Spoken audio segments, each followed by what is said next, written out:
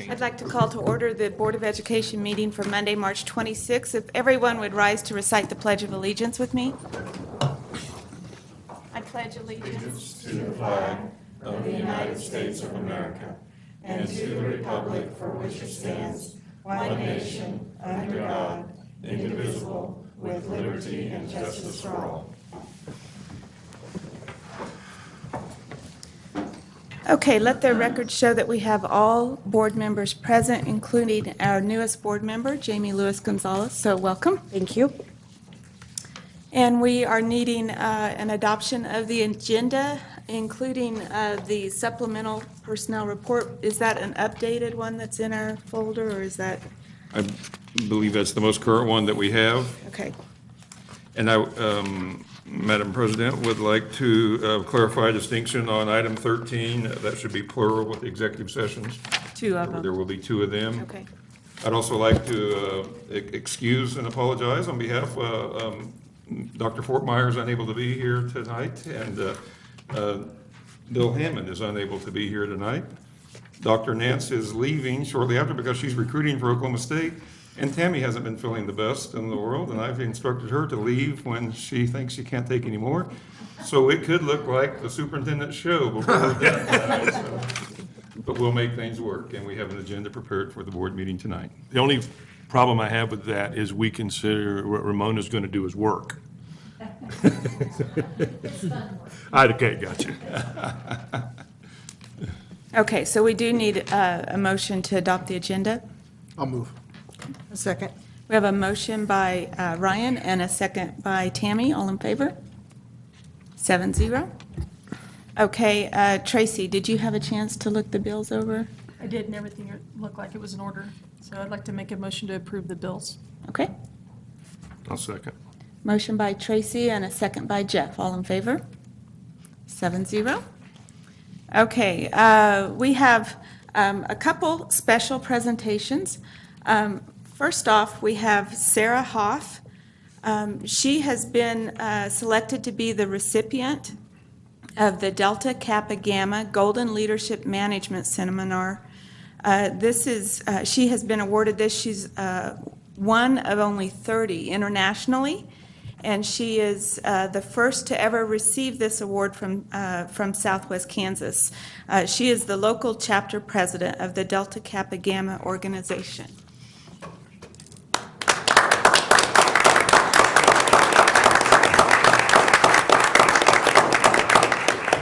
Yay, team.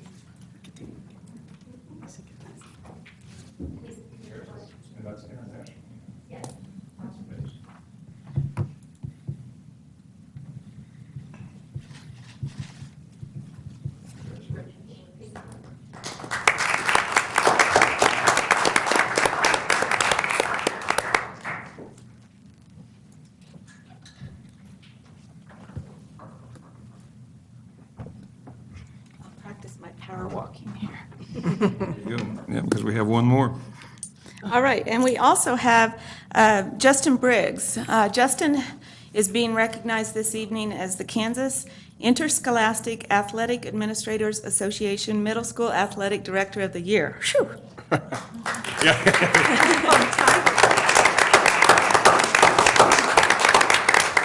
Justin has served as the athletic director at Comanche Middle School for 6 years, whereas he is also serving as the assistant principal. He served as the assistant boys basketball coach at Dodge City High School for 5 years and head girls basketball coach for 10 years. To be considered for the award, one must be nominated by another athletic director in the state, and reasons must be submitted to the committee stating why a nominee should be chosen. There are more than 300 middle school athletic directors in the state of Kansas, and he was recognized as the top one this year. So congratulations, Justin.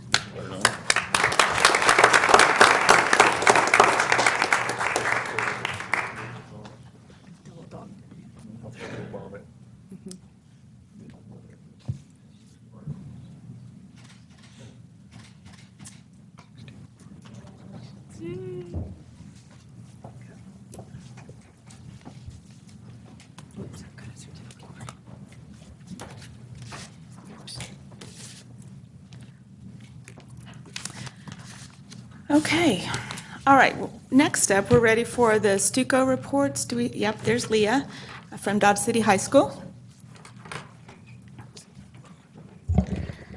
Good evening. I have just a few updates for you all this evening. A few weeks ago, the high school Stuco was very privileged. We got to go read at Lynn Elementary for the Read Across America Day, which was also the Dr. Seuss. So we had a great time doing that. I know we had a bunch of students. We got to get out of school and go read. So I think the kids at Lynn also enjoyed that. And then recently we had a meeting. We were kind of discussing things to do since it's the end of the year and we're kind of winding down.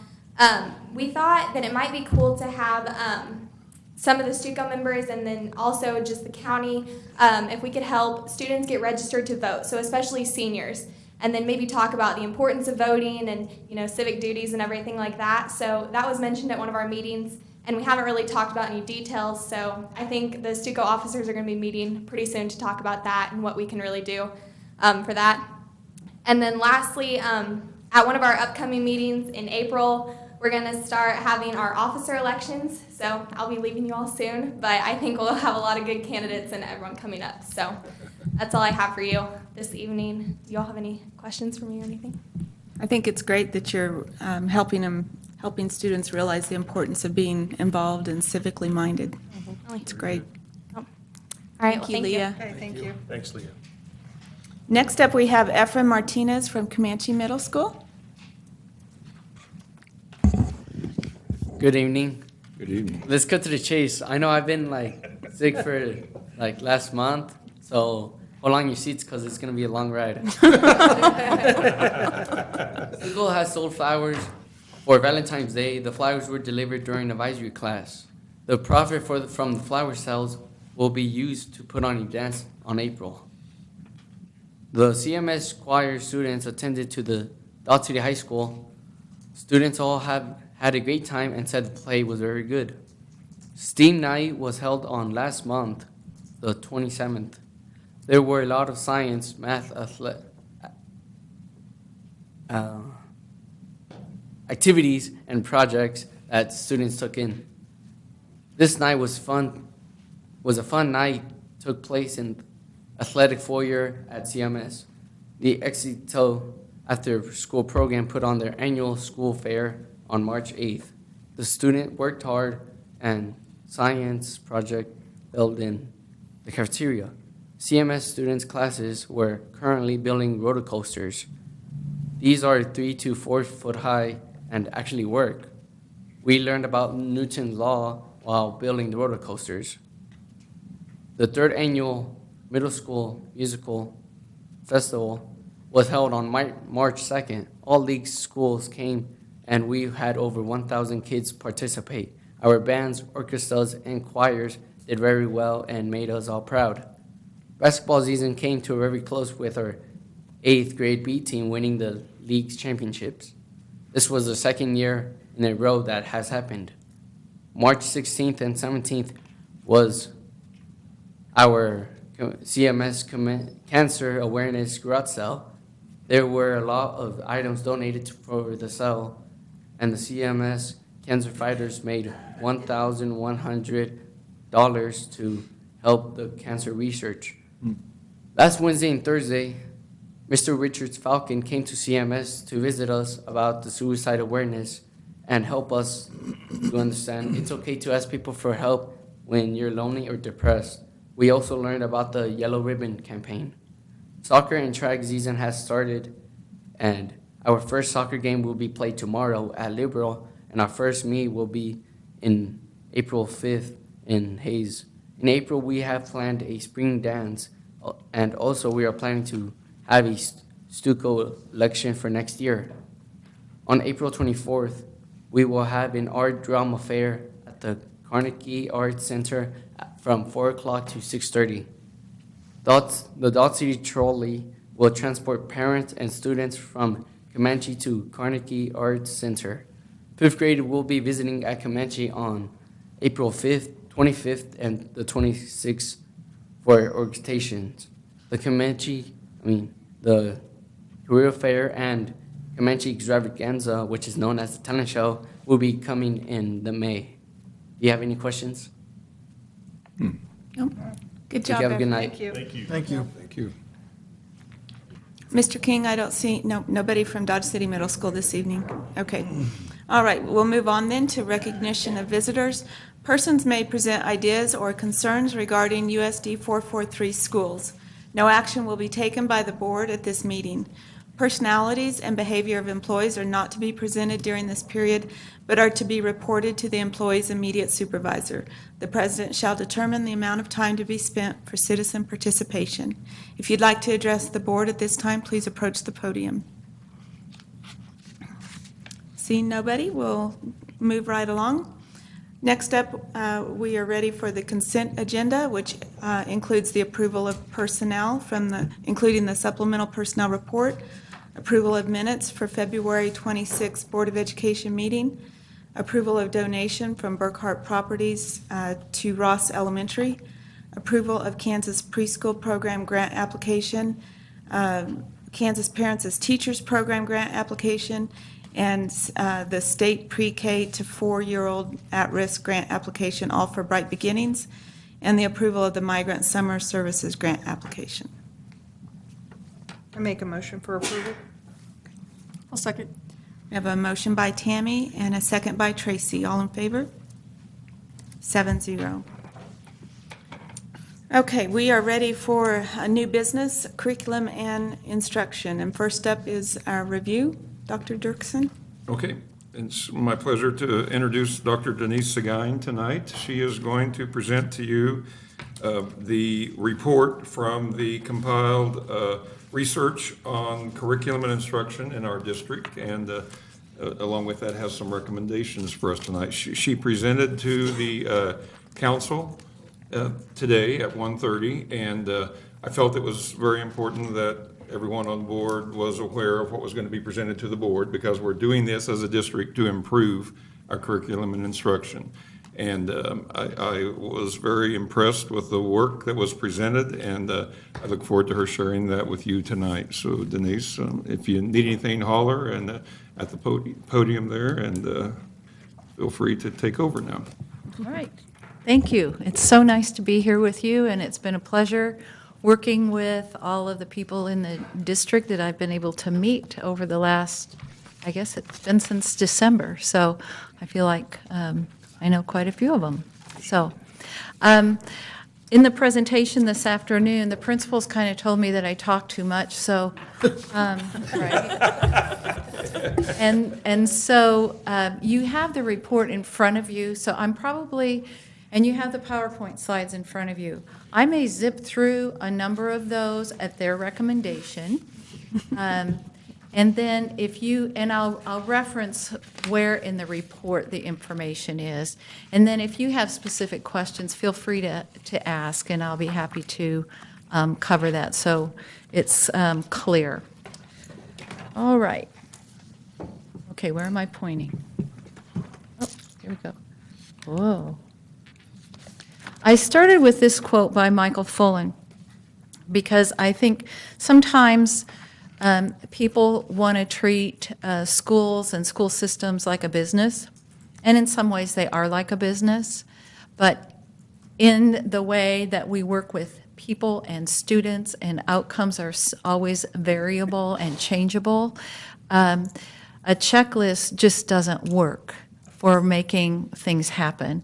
It's almost always a framework of things that you work within.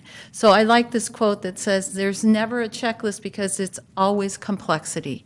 It's so much complexity that you can't just do a shortcut to get to transformation. And instead, you have a framework of things that you work on over time that help to build what you're looking for, and that's improved student achievement. So that's what you're going to hear from me a lot, is about framework instead of total prescription of everything, checklist kind of thing. So I organized this a little bit differently than the report is organized because I thought it made more sense for presentation. So we started with an introduction, and then I'll share with you the methods for data collection and how I analyze that data real briefly. Then there's a review of research literature, which we're going to skip over quite a bit of it, and I told Fred, I really like that part, but okay. And then the findings from the study, then the recommendations, and then question and answer. If you have questions along the way, you can ask, but I may be answering them as part of the report, so it might be better later. But if you just can't wait, let me know. So the introduction, the purpose of the study was to review curriculum instruction in Dodge City schools and to identify the extent to which it was a guaranteed and viable curriculum. And those are words that are important, and I will explain those in a little bit. So to sort of frame the study and focus the study, I tried to answer these two research questions. The first one was, do you have a guaranteed and viable curriculum? And then secondly, is the system organized to support the implementation of the curriculum and instruction? So all of the recommendations are based on answering those two questions. The methods. I use 4 different methods. The first one was document review. So I looked on your website. I collected documents from the superintendent and others to review just some of the things that were going on, your data and other things. The reason you would do document review is some things just aren't observable. So I just wouldn't know about some things by observing or even just talking to people. So looking at the documents helped me to see what were some of those things and to be able to ask questions about some of those. So you can see the list. The second thing I did were interviews, and these are one-on-one interviews. So it helps when you do that because it helps you see how alike and different are people's perspectives on what's going on. So overall, there were 20 interviews. 12 of them were with the principals as I visited their schools. I spent quite a bit of time with them, walking through, going to classrooms, and having this informal conversation and learning about what's happening in the school. And 8 of them were with district administrators, and they were, I had sort of a list of topics, not specific questions, but topics that I used to talk with them about in the interviews. Focus groups. The focus groups were had about 15 to 20 people in them, depending on the group. And you use focus groups because it gives people who are alike, like I met with grade level teachers, so first grade together and second grade and high school and so on. It gives them a chance to kind of bounce ideas off of each other. So, and what I found in those is that a lot of times they do talk to each other instead of to me, which is fine, because I ask a question and then they start talking. And so it's good because you get a little bit more information from them that way. So I did 14 different focus groups while I was here with a total of 164 participants. 68 of them were elementary, 32 middle, 22 high, 13 instructional coaches, and 29 administrators. So those were all face-to-face. How were the focus group organized? Were they chosen or did they volunteer? They were, Tammy, selected kind of? Okay. At the elementary level, we set it up on a grade level day so that we didn't have to cover their classes in addition. So they came to grade levels, and then from that, either they volunteered or were asked to represent their school. And then special ed was included in that, and so they went that way, at least from Elementary. And middle and high, I think they were, did they volunteer? You just invited everybody. Okay. So, so they all had a chance to, and I did have specific questions for the focus groups that they were responding to. And then surveys, and you probably read this. at the beginning, the first time I was here and I met with the administrative council, I asked them these 3 questions. And they responded to them. And all along, I knew I wanted to do something with teachers, some kind of survey with teachers, so there'd be an opportunity for everyone to have input if they wanted to. And over the first few days that I was here, I decided that these 3 questions were really good for that too, because they're open enough that they allowed the teachers to tell me what was most important to them. What needs to stay no matter what isn't working, needs to be tweaked or needs to go away. And then the last one is like, what do I need to know? Like, I don't even know what question to ask you, so you tell me, what do I need to know as I consider curriculum and instruction here? So overall, 288 people responded to the survey, so I had lots of survey data. 250 of them were teachers, 114 elementary, 80 middle, 56 high school, 10 instructional coaches, and 28 administrators. So quite a bit of data there. On-site observations, I went to every school, and I was in 121 classrooms across the district. Observations are important because all the things you talk about and look at in terms of curriculum and instruction, documents and things like that, when you go to a school and you are able to observe there, you see those things in action. So it makes more sense, and you can kind of see, okay, this is what they're talking about. And it also, a couple of times, if the teacher wasn't directly engaged with students at the time, I was able to ask them a question right there in their classroom. So these were all very helpful pieces of information for me as I considered what recommendations I might make. So once I had all of these things, whoops, so there it is. So interviews, focus groups, and surveys were all in written form. So I transcribed all of the interviews and focus groups. So there's lots and lots and lots of data. And when I did that, I took it apart by little bits of meaning. And so every little statement that was about a specific topic, I broke it out.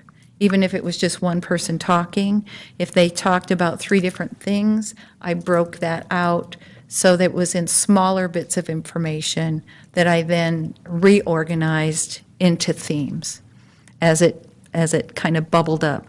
As I was visiting schools and doing these data collection techniques, I was keeping notes in a little notebook about what themes I thought were starting to emerge. What are a lot of people talking about?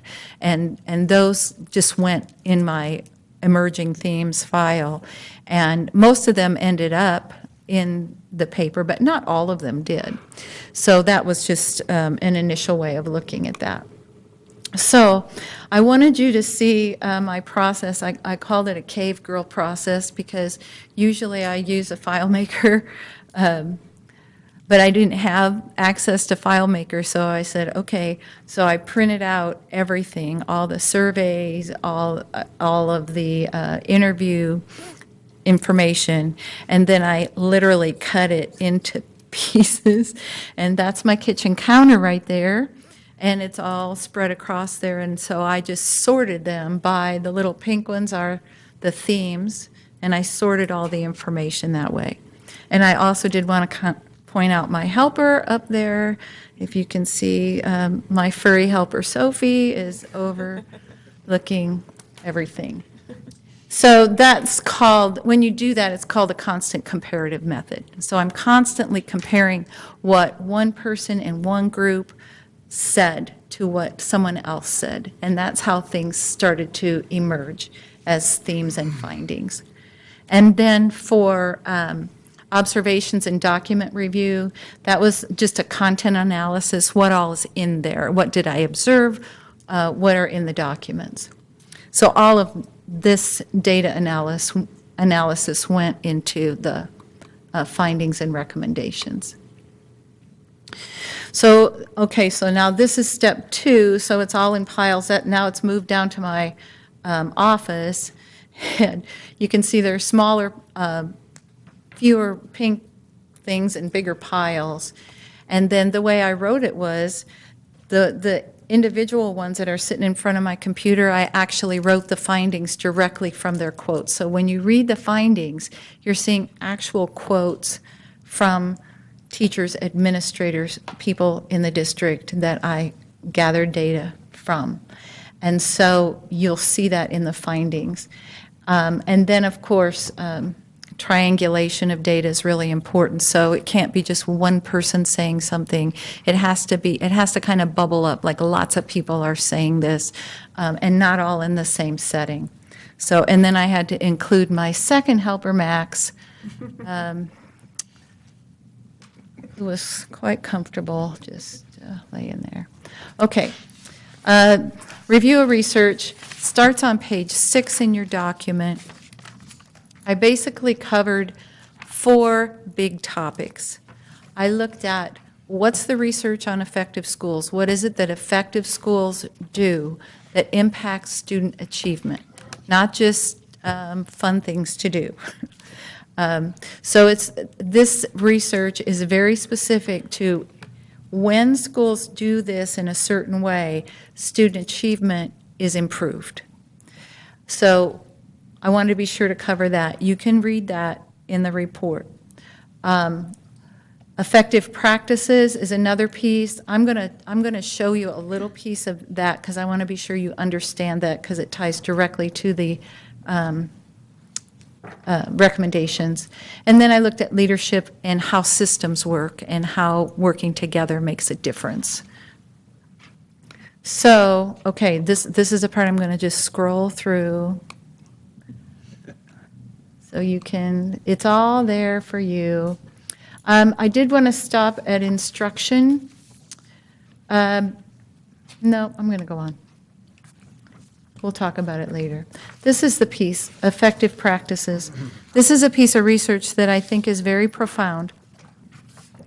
It took 15 years to put together, but this came out in 2009. John Hattie took over 800 meta-analysis, which means a meta-analysis is from 2 to 1,000 studies in one study. So he did over 800 of those and put them together to look at what practices impact student achievement. So what things that we do in schools make a positive difference for students. And I'm skipping these, but I want to show you this. This is the important part of his research. He called it a barometer of influence. Basically, his studies are ranked by a statistical method called effect size, which talks about what is the impact, how big is the impact of this particular work. And effect size ranges from negative to positive, but basically from -1 to +1, and sometimes a little more. So when you do effect size, you start with the mean of all the studies together. So for this work, the mean is 0.4. That's the important part for you to remember. Everything 0.4 or above adds value. It has a positive impact on student achievement. If it is below 0.4, it is either a 0 effect or a negative effect. Okay? And you have the whole list. There are 195 of them. You have the whole list in your appendix, in Appendix A of your report. And I'm going to be referencing those during the recommendations so you can see why they're there. So 0.4 is the magic number.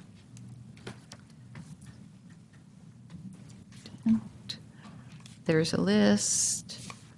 Talk about leadership. Leadership is important. That's the big thing. It makes a difference.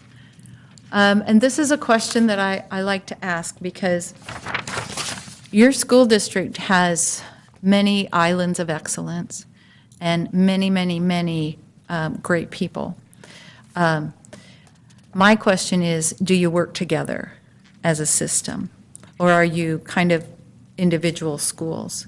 And so that's a question that you all will have to grapple with as you think about what you want to do with this.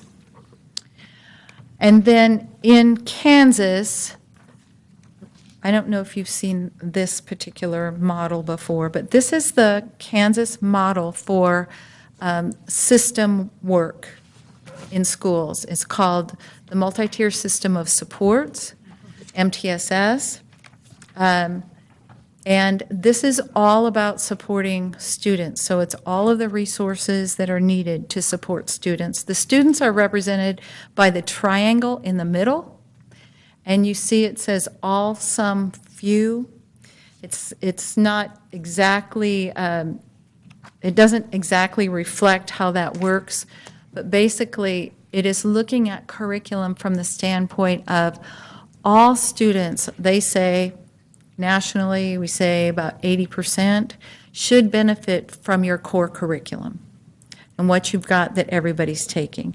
And then that last 15 to 20%, there are some that need a little bit of a supplement, and then they get a little bit more. And then there are very few at the top in what we might call Tier 3 that might need something very different, that their learning needs are more significant. So this system supports that through curriculum instruction and assessment, is really looking at that. So how do we make sure we reach every single student? And then it is supported by that outside ring of professional development, empowering culture, and leadership.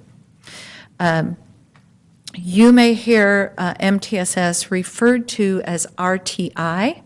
RTI is the national term, response to intervention, but they are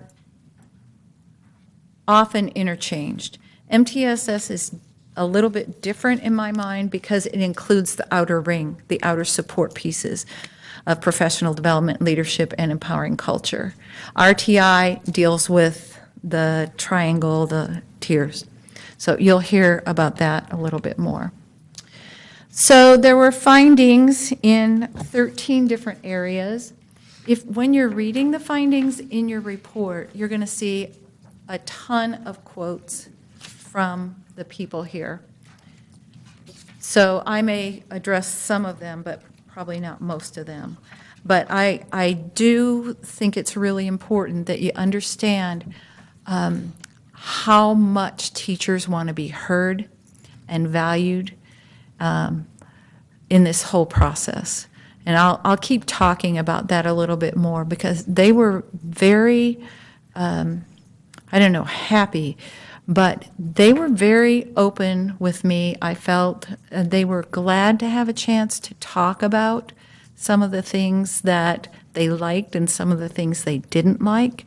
And I felt like they were pretty frank with me in the whole process. So I kept all of their everything anonymous from them. So, and they knew that I wasn't going to share it with anybody, even though I recorded it and everything else. We referred to each other by number and things like that in the report. But your staff overall is incredibly committed to this district and to the students. Almost to a T, every single group that I talked to, every teacher that I talked to, talked about how much they love being here and how much they want to serve their students and make sure their students are getting what they need. So I have to tell you what a big plus that is because it isn't that way everywhere. And I know, there was some talk about teacher recruitment and not everybody wants to come to Dodge City. But the people who are here want to be here. So that is a huge thing in whatever you decide to do. The second finding was about collaboration. And teachers talked a lot about how much they valued their PLC time, where they have an opportunity to work with one another. They had some suggestions on how it might be a little bit better, but they did not want to lose that time. I heard that a lot. They also talked about they felt like it would be good if they had a chance sometimes to talk to the grades before and after them, so they got a sense of where their students were coming from and what they were preparing them for. They talked about that had happened sometime in the past, that it wasn't always great the way it was organized, but they wanted it. So there's probably some process that they might find valuable in that as you work through and think about it. Building administrators also wanted more collaboration within their group. They felt like they hadn't really had the opportunity to work together a lot over the last few years. No collaborative projects or things that were district-wide kinds of things. Alignment, this was one of the big questions. Most staff believed that the district could benefit from both vertical alignment, which would be pre-K through 12, and horizontal alignment. So across schools, we had some consistency with what is taught and how it is taught, so that they can make sure that all of the students are getting a guaranteed and viable curriculum.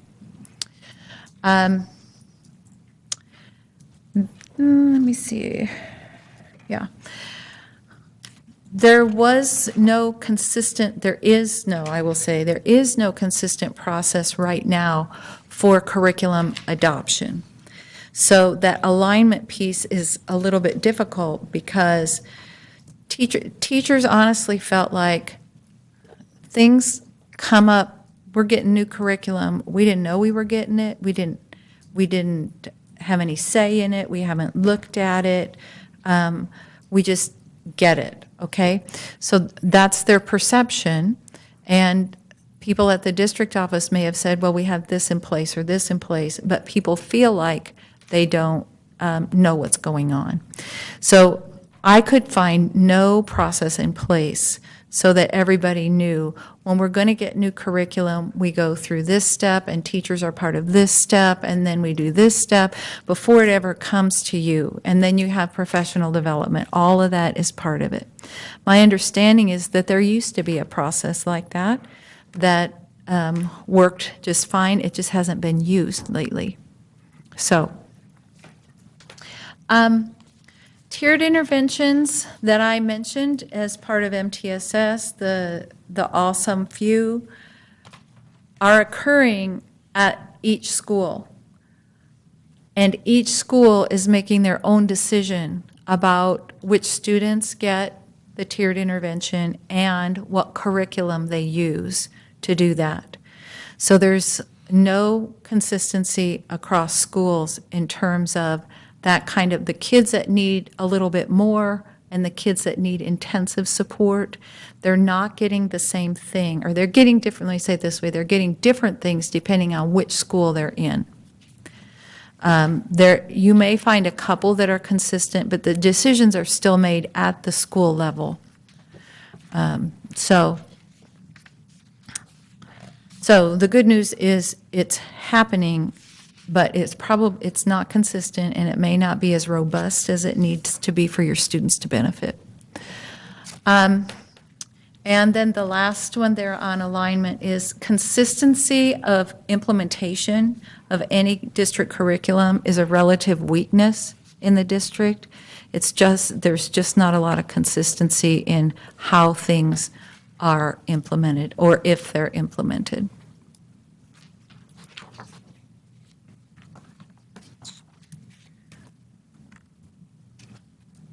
Okay, curriculum. The big ones.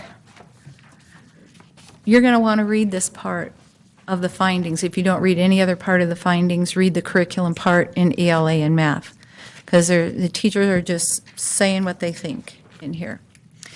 The big finding for ELA is the English language arts curriculum does not consistently prepare students for the next level. There's not a guarantee that students are getting everything they need for the next level. And part of this is because of how the curriculum is set up.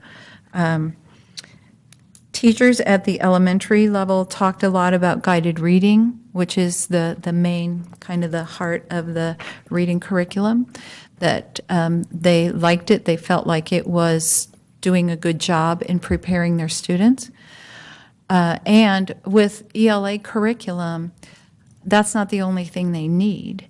So if you look at the standards around reading, they need phonics and they need vocabulary and they need writing and they need some other things. So the district has done some work and they have some other supplemental texts that support that. Here's the rub. Teachers have lots of different materials and they've got to figure out how to integrate all of that so that they can teach a lesson, so that kids get everything they need. And I mean, that can work, but it is an intensive load on teachers to have to figure out where to pull in what. I will also say that one of the things that they were pretty consistent about were 3 resources for writing and 3 resources that making meaning, being a writer, and words their way, that there were almost no positive comments about. They did not like those materials. Say that again. The okay, for the ELA curriculum at elementary, the main part of it is guided reading. So this is working on their comprehension and okay. And then they have 3 additional, maybe more, but these were the 3 that came out. And those 3 are making meaning, being a writer, and words their way. And this is an effort to address things like vocabulary and writing, the other things that they need. But the teachers felt that they weren't, some of them felt that they didn't align with standards, that they just didn't align altogether. They don't like it. A lot of them just flat told me they don't use them. So that's hard. That doesn't mean the kids aren't getting these things. What it means is teachers are going someplace else. They're going to other resources. They're going online. There are places called Teachers Pay Teachers, where teachers can put a lesson plan or something on that website, and anybody can see it and buy it if you want it. So they use some things like that, or they have some other favorite websites that they use. So kids are getting those things. The problem is you can see what happens with consistency. And what happens when you don't have consistency is you're inadvertently creating gaps for your students as they go to the next level. And the next level is, they're the next grade, and they're looking at them and, something's not there. Teachers felt strongly that they knew their students and they knew what their students needed. And your teachers work very, very hard. They work diligently to try to make these things work. But it's not totally happening, and they also don't feel like they have to. I'll just say it that way. They feel like they have the freedom to use or not use the district curriculum in many places. Okay, so at middle school,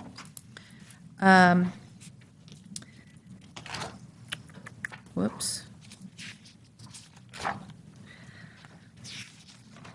At middle school, I think I'm going to talk about this a little bit later too, but they were concerned that they didn't have enough time to teach everything that they had been, that they have to teach. That's not unusual for teachers to say we don't have enough time. But they used to have 2 classes to teach, one for grammar, English grammar, one for reading. And those 2 classes were then combined, but 20 minutes were cut off. of the time. So they feel like they don't have enough time to do what they need to do. They talked a lot about grammar, that they felt like they didn't have the resources for grammar and a consistent grammar program. And so one of them said, well, it feels like every year we're starting over because we aren't consistent across the road. I need to go back to elementary one more time, because one thing that they were consistent about saying that they needed was a phonics program. They don't have a consistent phonics program. So I wanted to mention that. At high school teachers, they like some of the autonomy of selecting literature that they like and just connecting it to the standards, and always going back to the standards to make those decisions. Okay, math. The math curriculum at K-8, Engage New York, has received mixed reviews. I gotta put my glasses on for this part because there are some things in here that I want to be sure to say. Okay, when I wrote this section, the first sentence I wrote was, a considerable amount of energy was unleashed in the conversation about Engage New York.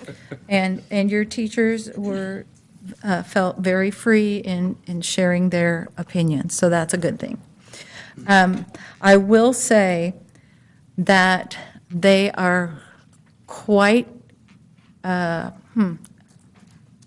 still kind of angry about how the initial implementation happened. And for some of them, it's been 4 to 5 years ago. So it doesn't really have, that anger doesn't have anything to do with the curriculum itself. It has to do with how we were treated, is what they felt. So they told me that in October, I don't know who they was, but somebody came in, this is my visual, with a box of curriculum and plopped it down on my desk, is what they said, and said, this is what you're teaching now, in October. And they felt that they had no voice, didn't know it was coming, had no professional development, and yet had to do this. So one of the things about math is, and I talk about it earlier when I talk about math, is when the standards changed in math, when we went to Common Core, it was a total revamp for math, much more difficult than other areas, because when they work on progressions. So groups of people got together, experts, and they organized a progression of math, so that, and it took into account student cognitive levels and the basic process of math concepts. And they put together this whole progression. And then what they did was they just said, chunk, this is kindergarten, first grade, and they just went along and made sure that they could fit it all in. So what happened was, some things that used to be being taught in a different grade level got shifted to another grade level. So now teachers are teaching things that they've never taught before, that used to be like at a middle school level, and now they're back at 4th grade or 3rd grade, and they're having to teach these things. This is not insurmountable, but know that that happened about the same time that this new curriculum came in. And so they called it disastrous.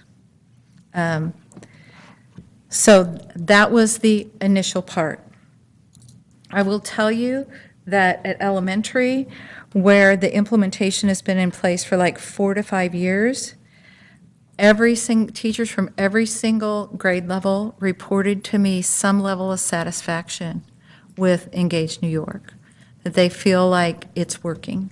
They said it was really hard to do, because it was hard to access materials. It was new. There were a lot of things going on there, plus they were mad at the time, and understandably so.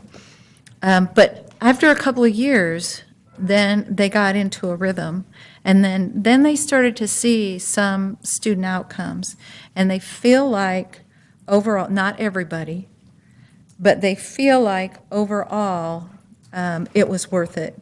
They felt like they liked the rigor of the program, they liked the strategies and resources it provided. It's very effective. One person said it's very effective in teaching students more than one way to show their thinking and how to solve problems, and that the tools were there.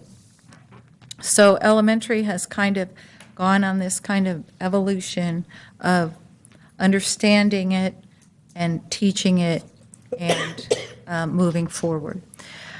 At the elementary level, I would say the next kind of group, there are those that like it, don't take it away, please don't change anything on us again.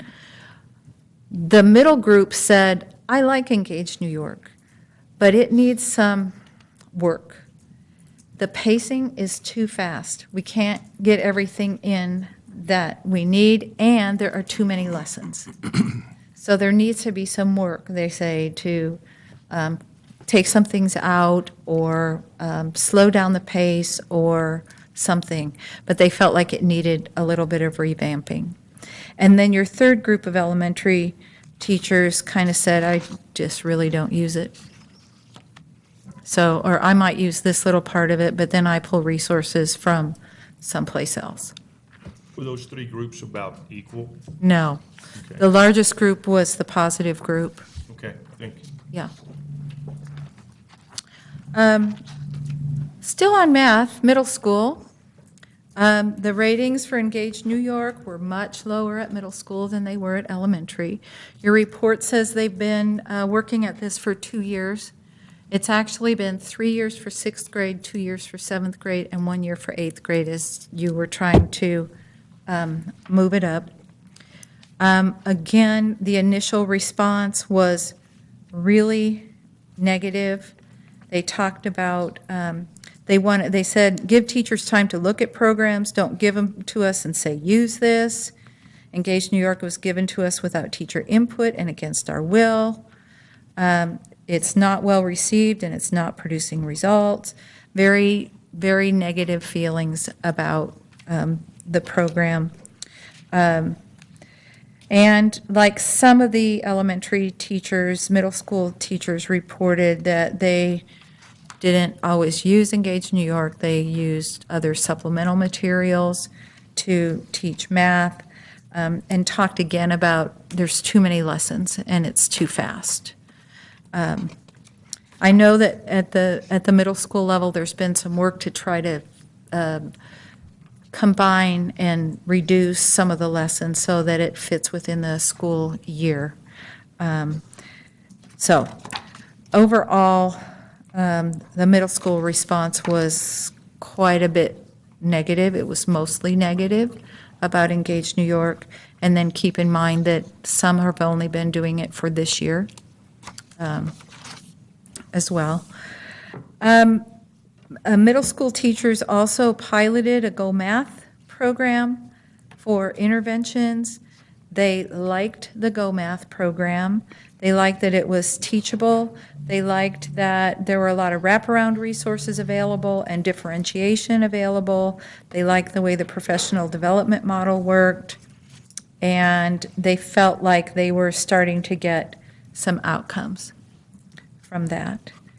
There was at least one person who said they weren't sure that you were giving Engage New York enough time because it took elementary a while. Elementary starting to say we're starting to see results, and so there was a little bit of that, but more negative.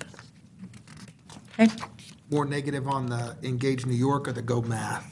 More negative on Engage New York, Engage New sorry. York. Go Math was piloted supposedly for intervention, so that would right, have okay. been your tier two. So that was like lower performing students? Right. I think that's what the intention of that implementation was. Was that implemented in both middle schools?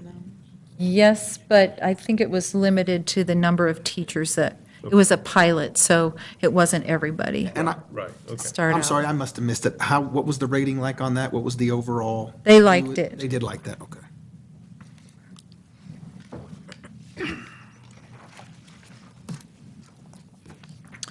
Okay. Come on.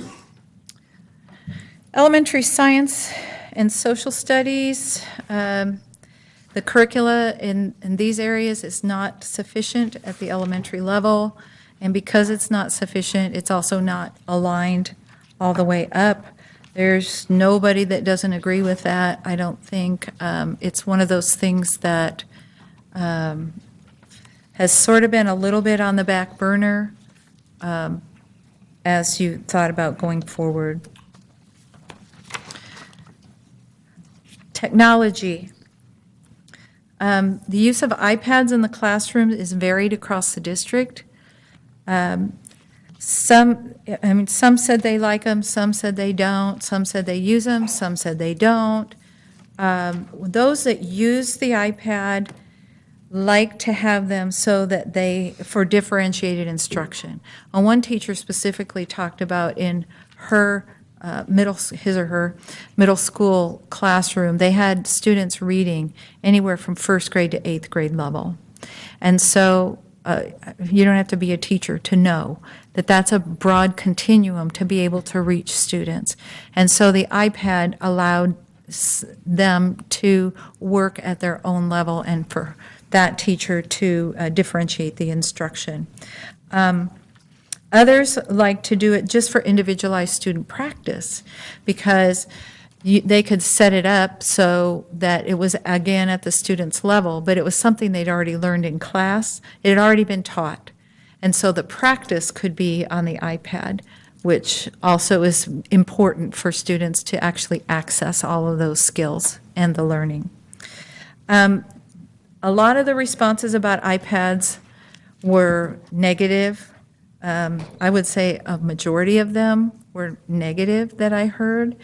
And the negative responses were primarily around the distraction that they cause and classroom management issues.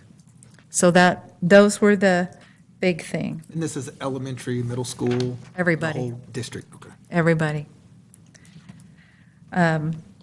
So I would say the number of people that said, oh, I'm not using it at all, or at least who told me that, was a relatively small number. I think a lot of people are using them, but they felt like some said we didn't have enough training for students, and so they didn't really know how to use them that well. And then on the other hand, they said, but too much of the teacher training was on them when we wanted to spend time learning about our curricular area or something like that.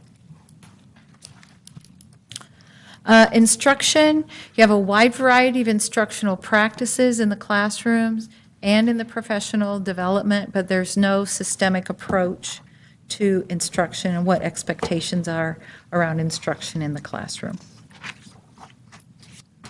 And by the way, teachers really don't want one.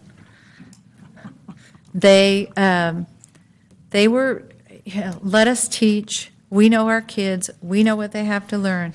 Let us teach. If we're showing progress, then let us just go ahead and do that.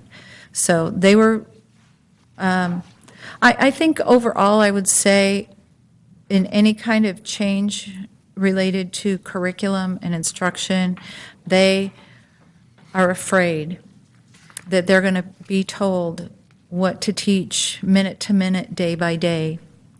They're just afraid that's going to happen to them, and I think that's because they feel like they don't have any input. Because I'll tell you that I don't know of any curriculum out there for core curriculum that actually scripts everything. There may be some scripts there, and what they're for is for the first time the teacher's going through it, so they make sure that they don't miss anything. They don't have to read the script. It's there as a resource for them. But they're not expected to, for the next 10 years, read a script every day in class. When you get to more intensive programs, sometimes there are some scripts. But for core curriculum, I've never seen one that has a script that a teacher has to read. Am I over time yet? Keep going. Dr. Dirksen, I got a question for you. Yes, sir. And I know this is probably unfair to you because you weren't here at the time when we adopted it, but I'm going to go ahead and ask you anyway. Okay. So for the iPads, do we use any kind of a tool or measuring system that shows the kind of impact it's had on learning, how it may have enhanced or not enhanced outcomes? No, the quick answer is no, but we are curious about that, and Ray and I have been working on several things related to that, as far as we're very concerned about that. And it ties in exactly to what Denise is talking about we need to simplify and we need to become excellent at what we choose. And we need to provide staff development that never ends. Because with our turnover rate, we have to continually be cognizant that we have new faculty that need the same training that we've probably done 3 times already, but they've never had it. And so, how to use iPads in class is a classic example. And so, all this is paralleling very nicely with what we're trying to accomplish. So, I mean, that's a great question, and that's something that we need to be very aware of as we move forward with the tools that we have. Thank you. Okay, so professional development. There's a wide variety, and teachers reported that sometimes it benefits them and sometimes it doesn't. They feel like it might not be totally aligned with what they are needing. There were no real negative comments about professional development. Sometimes some of them said, we wish it was more teacher-directed. But there was really no consistent, like, oh, this is horrible and I never want to go. And some places you do hear that. So they liked when they got options. In the area of professional development, they talked about instructional coaches. And overall, there was positive comment about instructional coaches that someone even said they felt like they were the hardest working people in the district. Instructional coaches, and they had ideas about how they should be used. We'll say it that way. And a couple people said they'd be better off in the classroom, and so we could lower class size. That was 3 people across the district. Overall, in terms of the instructional coaches and professional development, a finding for me would be that they try to do too much. Their work is too broad, and it's impossible to accomplish all of it. So when we get to recommendations, you'll hear a little bit more about that. Assessments, real quickly. You don't really have a consistent comprehensive assessment system. You have a calendar for assessments, but there are some types of assessment that you have more than one of, so it's duplicating efforts, and some you don't have at all. So this is something that would be easy and quick to review. I did note that I asked teachers if they use their assessment data to inform their instruction, and they reported to me that they did. That was a hard thing for me to observe, though. I didn't actually have any data to say they did because I didn't see them doing it when I was in classrooms, but they said they did. In some cases, I don't think they understood the purpose of some of the assessments that they were giving, so it's hard to use the data when you don't know what the purpose of that data is. So not everyone, but in some cases. English language learners, the finding, have marginal programming support, especially at the elementary level. There are newcomers programs available at the secondary schools, but there is no such program at the elementary school. My understanding is that there used to be one. It was based in certain buildings, but it became difficult because kids had to go to those specific schools, and with your school choice, piece, it made some things difficult. So they moved away from that and went to something where teachers, all teachers, were learning strategies that would support English language learners. But the impact of that has yet to be seen. It's difficult to do, especially with students coming in with no language. And your numbers, as you know, are going up, not down, in those kind of categories. Middle school scheduling, I mentioned before, the English language arts, they had 2 classes, they've combined them and cut off 20 minutes, so that's an issue for them. In math, they felt like they did not have enough time. Some of them attributed that to the curriculum itself. Others just said, we need more so that we need more time so they can do that. Your report, by the way, says 43 minutes. It's inaccurate. It should be 66 minutes. So there's some work has been done to reduce some of that math curriculum and fit it in to the time that exists.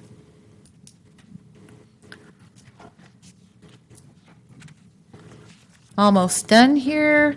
The high school, I had findings about high school separately because they don't have any other school to compare with. But that many of the teachers made positive comments about working at the high school. They thought it was a well-oiled machine. They told me you don't need to make any changes here. I didn't tell you that. No changes needed. Well-oiled machine. They talked about it being an excellent school. They felt like that some of the curriculum has been revised to offer more for more diverse and exciting classes. And I mean, they had some other comments. They talked about a lot of individual classes too that are things that they thought could be better, and that's in your report. They also talked a lot about the new Pathways program that's coming, and overall it has really positive support. They feel like they've been working on it a while. There's been a lot of discussion about it, and they feel like it's the right thing to do. They felt like maybe the process has been a little uncomfortable just because it's part of a change, and they're a little worried about that it's going to change what they do. So those are all normal things. So overall, very, very good in that area. And then professional freedoms. I've mentioned this before, but teachers use these words: freedom, flexibility, autonomy, and professionalism. We want to be treated like professionals. We want to have autonomy to do what we think we need to do. We need flexibility to change curriculum if we think we need to change curriculum, and texts. So overall, but the word professionalism came up a lot. They feel like they've been left behind and left out of conversations, of decisions. They know that they don't get to make all the decisions, but they feel like they don't know what's happening. They don't know what's going on. So that doesn't mean that there's nothing going on. That maybe there's nothing going on, or maybe it's a communication issue. There are a number of things that could cause this, but they feel on the periphery of what's going on. They feel a little bit out of control. And that creates some of the negative kinds of responses that you got from teachers, I think, because they feel that way. They want their opinion to be valued. They feel like somebody somewhere from someplace came in and just said, you're going to do this, even though they'd never been a teacher, or they just feel like things are put on them. So I will say that there were a couple people who said they think it's getting better, that there's an encouragement for input. And that's what they want. They want to have some input in how things work. And then the last one is accountability. And I want to be really clear about this one.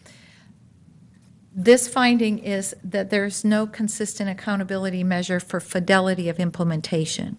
So when you say this is our district curriculum, there's no way that you measure, are they doing the district curriculum? Are they implementing it the way it's supposed to be implemented? Because if you don't have that measure, then you don't know. And then you can't look at your outcomes and say, well, this program isn't working because our outcomes are this.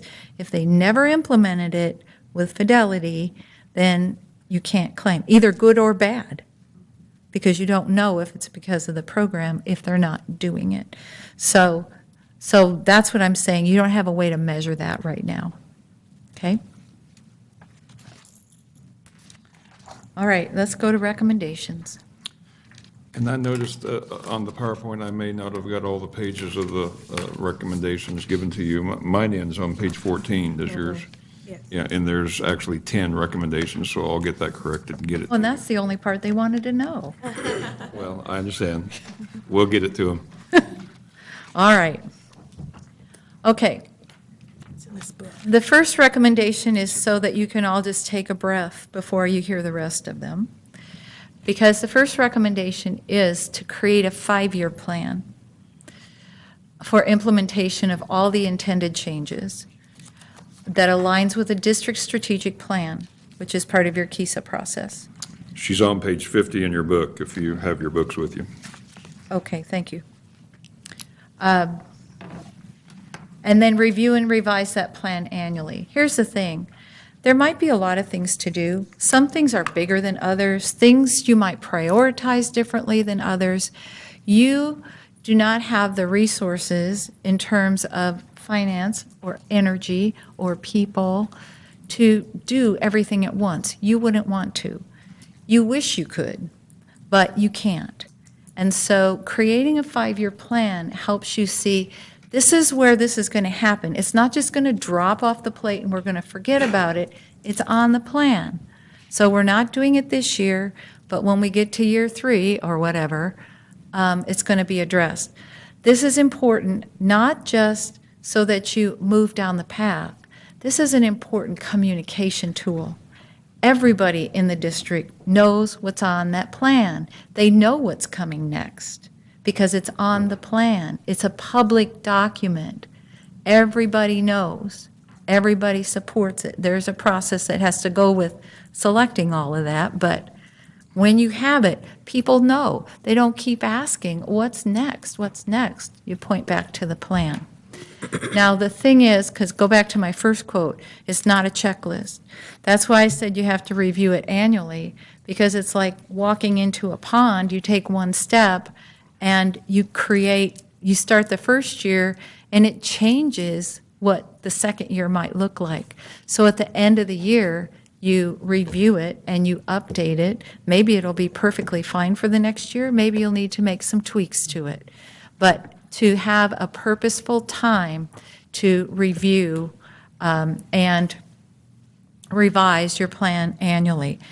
And during the course of the year, make sure that you have a way for teachers and everyone to provide feedback, knowing that nothing's going to change this year. The feedback's going to be reviewed at the end of the year, and if we make changes, that's when the changes will occur. So you can give us feedback whenever you want to. The changes will be made at the end of the year. Because if you start changing things with every feedback, then nobody knows what's going on again. So it's important to make a thoughtful plan and then revise it at appointed times. Okay. Second thing is to create a system framework of MTSS to address all of these areas that we've been talking about. I'm recommending that you use the state's version of this. The state has already, it doesn't mean that everybody in the state looks alike, because This is a process, and they have guiding documents that take you through the process. You make decisions about what you want to happen here in Dodge City. But the thing is, the process is already out there for you, so you don't have to figure out what should we do first, what should we do second. It's all there. And you would have, they usually assign someone to your district to work with you and process through all of that. So, and the documents are all online. You can see them right now if you Google Kansas MTSS. All of the documents, the training, everything. The training is free. You still have to pay for subs and things like that, but the training itself is covered by the state in grants therein. Okay? And a lot of the rest of these recommendations fall within those areas. So as you're thinking about building your MTSS, when you're looking at curriculum, the recommendations I make about curriculum fold right into the MTSS system. This is the big framework. It's the box within which we work. It's a big box.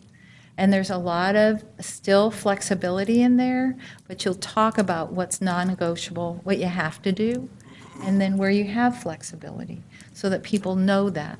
Because there is flexibility in most everything that you do, what teachers do. Okay, third one, in curriculum alignment. So the core curriculum needs to be reviewed in the areas of English, language arts, math, science, and social studies for K-12 alignment. And I have more recommendations than 4, but I would give priority to the first 4, A, B, C, and D. The first one here is from Marzano's research. He says, the first thing you should do is review all of your current curriculum and decide, sort it out, what is the essential curriculum? In other words, what aligns with the standards that you have to make sure that you teach, and then supplemental curriculum that are things that help that, but maybe not directly align. So just look at what you already have. There's no reason to do things something different if you already have it and it's quality. So that's step 1. B, English language arts. I would recommend that you implement a comprehensive reading program for K-12, starting with K-8. And this goes back to the conversation about a variety of materials that they have to integrate together, and there are still some missing pieces. When you implement a comprehensive program, and there are lots of them out there that can be piloted, tried out by teachers, all of those components that are required in the standards are part of the comprehensive program. So the pieces are all there. Teachers don't have to search for all of that. My recommendation around this, I said start with K-8 because some comprehensive programs go K-5, some go K-6. It just depends on what you look at. But the key thing in all of these is look at your K through 12 alignment, because your kids are going through the system that way. If you use a different vocabulary or different practice in 4th grade and 6th grade, and then you're creating gaps for kids that don't have to be there. So that's why I would recommend a comprehensive program and making sure that there's alignment there. The other piece with that, because you don't really have a consistent process for selection, is to get that process in place before you even start this idea of a pilot. So everybody knows what's going to happen. We're going to organize vendors to come in and give presentations. Well, who gets to be at the presentation? Are all teachers invited? Some teachers invited? When is that going to happen? Who's going to pilot? How are we going to measure it? When do I get my say?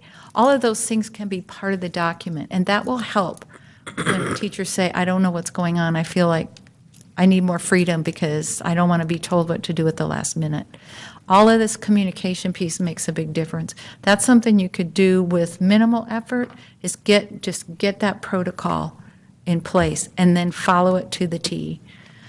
The other thing about English language curriculum in a comprehensive program, typically they will have a piece that is specifically for ELL students, and often they have a piece for special ed students. So, and you don't have to buy all of that, but I would recommend that you really look strongly at that. This is your kids being able to read. I believe it's your number one goal in this district is literacy.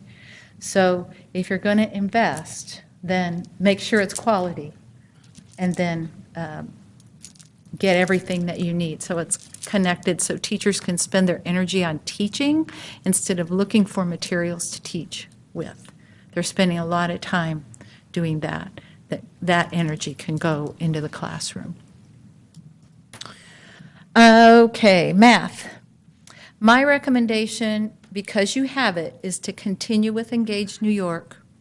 Engage New York, as discussed in the literature review, is also known as Eureka Math. It's the same kind of thing, but there are different types of resources available for purchase. So I would recommend that you purchase the resources that will be beneficial for you, that the teachers say they will need. I have had a little angst about this recommendation, but especially because of the feedback at middle school. But I'm making this recommendation because I feel like you can't start misaligning programs right now. That's one thing. The second thing is you don't have full implementation of the program. And so it's hard to say if it's working or not. And if literacy is your number one goal, you can't do everything at once. So this is my recommendation. I also recommend that after a year, go back, look at what professional development needs to happen, because they've said we didn't get any professional development. That may or may not be true totally, but they felt like they didn't get the professional development they needed to implement that program. So do that, spend the next year doing that, and at the end of the year, then reevaluate it again. If you choose to do the English Language Arts comprehensive program, you'll probably be piloting programs next year anyway, so there won't be changes to English Language Arts as early as next year, because you'll be piloting for changes in 2020? 1920. So you could spend that year beefing up your professional development in math and make sure that teachers know how to use the program, and then look at what's happening at the end of next year. So that, a little tricky. That won't make everybody happy. I like making people happy, but, you have to make decisions about priorities and things like that.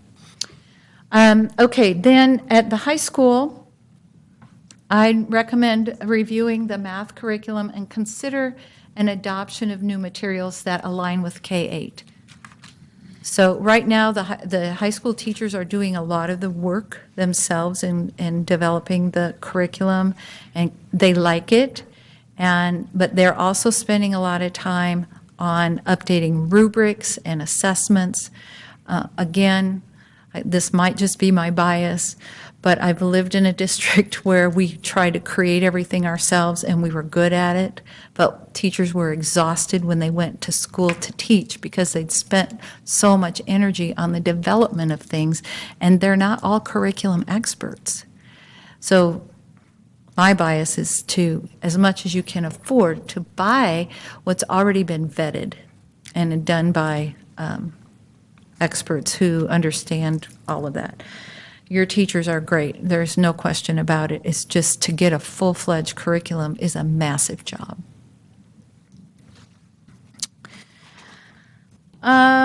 Okay, social studies and science at the elementary need a guaranteed and viable curriculum. By the way, I'd never said what guaranteed and viable was. Guaranteed means it meets the standards that are expected for each grade level in that topic. That guarantees it, and you do it across all grades. A viable curriculum is one that's already guaranteed, but you can make it work within your school system. So you've got time to implement, you can figure out those kinds of things. So it has to be aligned, and it has to be doable to be guaranteed and viable, if that makes sense. And then E, which I think should be like E and F there, but provide an aligned district-wide tiered intervention for reading and math. I talked about this earlier, that it's the same across the district. And that would also be part of your MTSS work.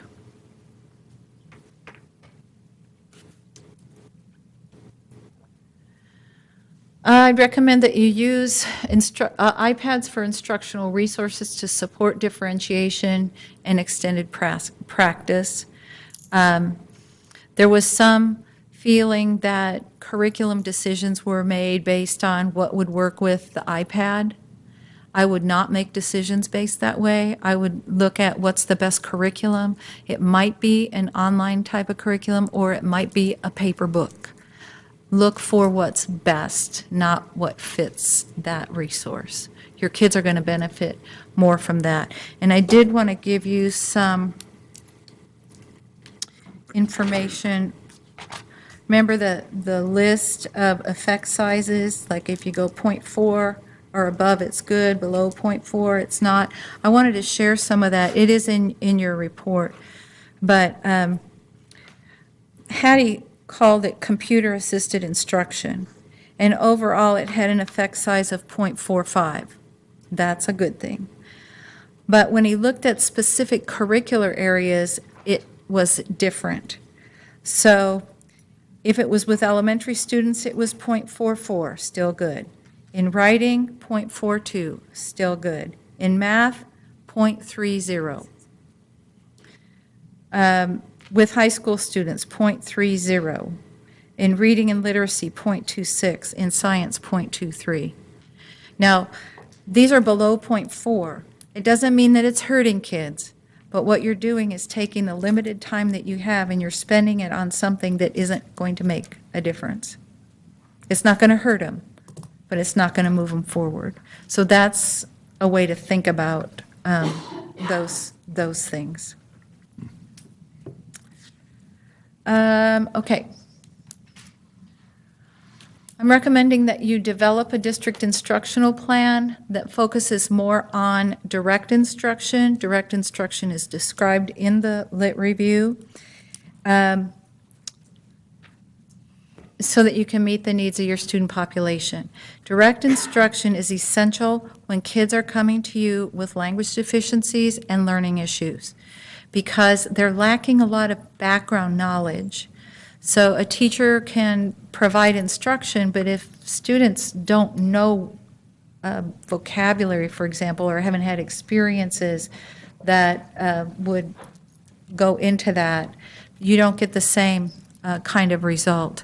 So direct instruction would support your students better than indirect instruction. I'm going to give you the reason in just a second. I also don't want to say that indirect instruction is not, that you should never use it, because it can be used with direct instruction. I will tell you that a number of your teachers really love indirect instruction because it's really fun.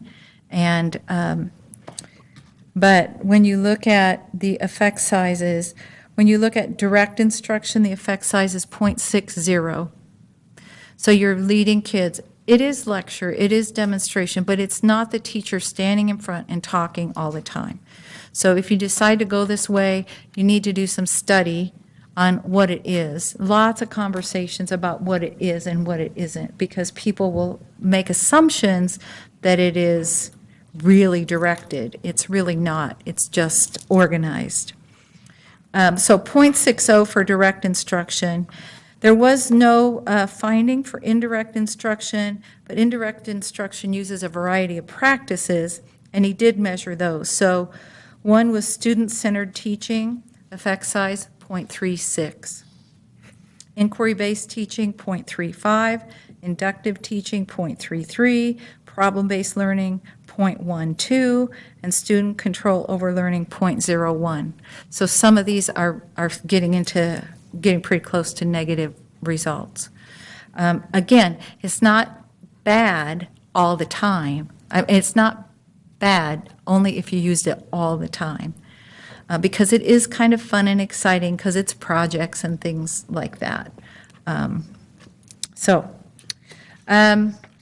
6, implement an assessment plan that includes the following types of assessment. I've listed those out for you. MTSS is going to tell you what that looks like. So you need formative screeners, which I don't believe you have at all at this point. Progress monitoring, diagnostics, and outcome assessment. And number 7, support professional development for the district staff that's closely aligned to the district's instructional goals. I've made a recommendation about collaborative goal setting at the district level that your team is going to be looking at, but it is saying this is what our instructional goal is, and this is what our student achievement goal is, and those are the biggies, and everything aligns to that. So your professional development needs to be about that and not a bunch of other stuff. This is where instructional coaches come into play because their roles then can be narrowed to focus on those things that are your priorities. And then you'll get much greater effectiveness. Reviewing support for English language learners at all levels. Start with looking at a newcomers program for elementary, getting support for those kiddos that are coming in without language. There are specific standards for ELL students that align, that show how to progress toward the Kansas Common Core. So it's getting their language skills to the level where they can be successful in the other standards. So some work could be done on that, and also to work to provide support for teachers to get their endorsement in ELL would be helpful too. The more you have, the better it's going to be for your students. Number 9, hire a top-level administrator to direct and design and implementation of the MTSS system framework and to support the work of curriculum instruction, assessment, and professional development. This is a position that is strategic. It's the person who's going to watch over all of this happening, make sure the 5-year plan is happening, make sure that the communication is happening. All of these things that we've been talking about, someone needs to keep an eye on that. Right now, you have great administrators, but they're trying to do that and a bunch of other things. If you really want to move the system forward, you need somebody really watching the details of that work and helping it move forward. I would have instructional coaches report to that position because that will ensure that their workload, the scope of their work is narrowed to what are the district priorities. And then they would also get the support they needed to provide support to the schools. And then the last one is for you, board members, to design policies and protocols, which would be district staff, for consistency and sustainability of the work that you choose to do. When I looked at your policies around curriculum and instruction, they're pretty lightweight, pretty open-ended. You could really help support the work that you want to happen by having policies that say, this is what we're about, this is what we're going to do. So that would be a really important part and your role, policy. So, okay, I'm out of breath and I have no idea how many minutes I used. Quite a few. Don't tell me. But we're done now.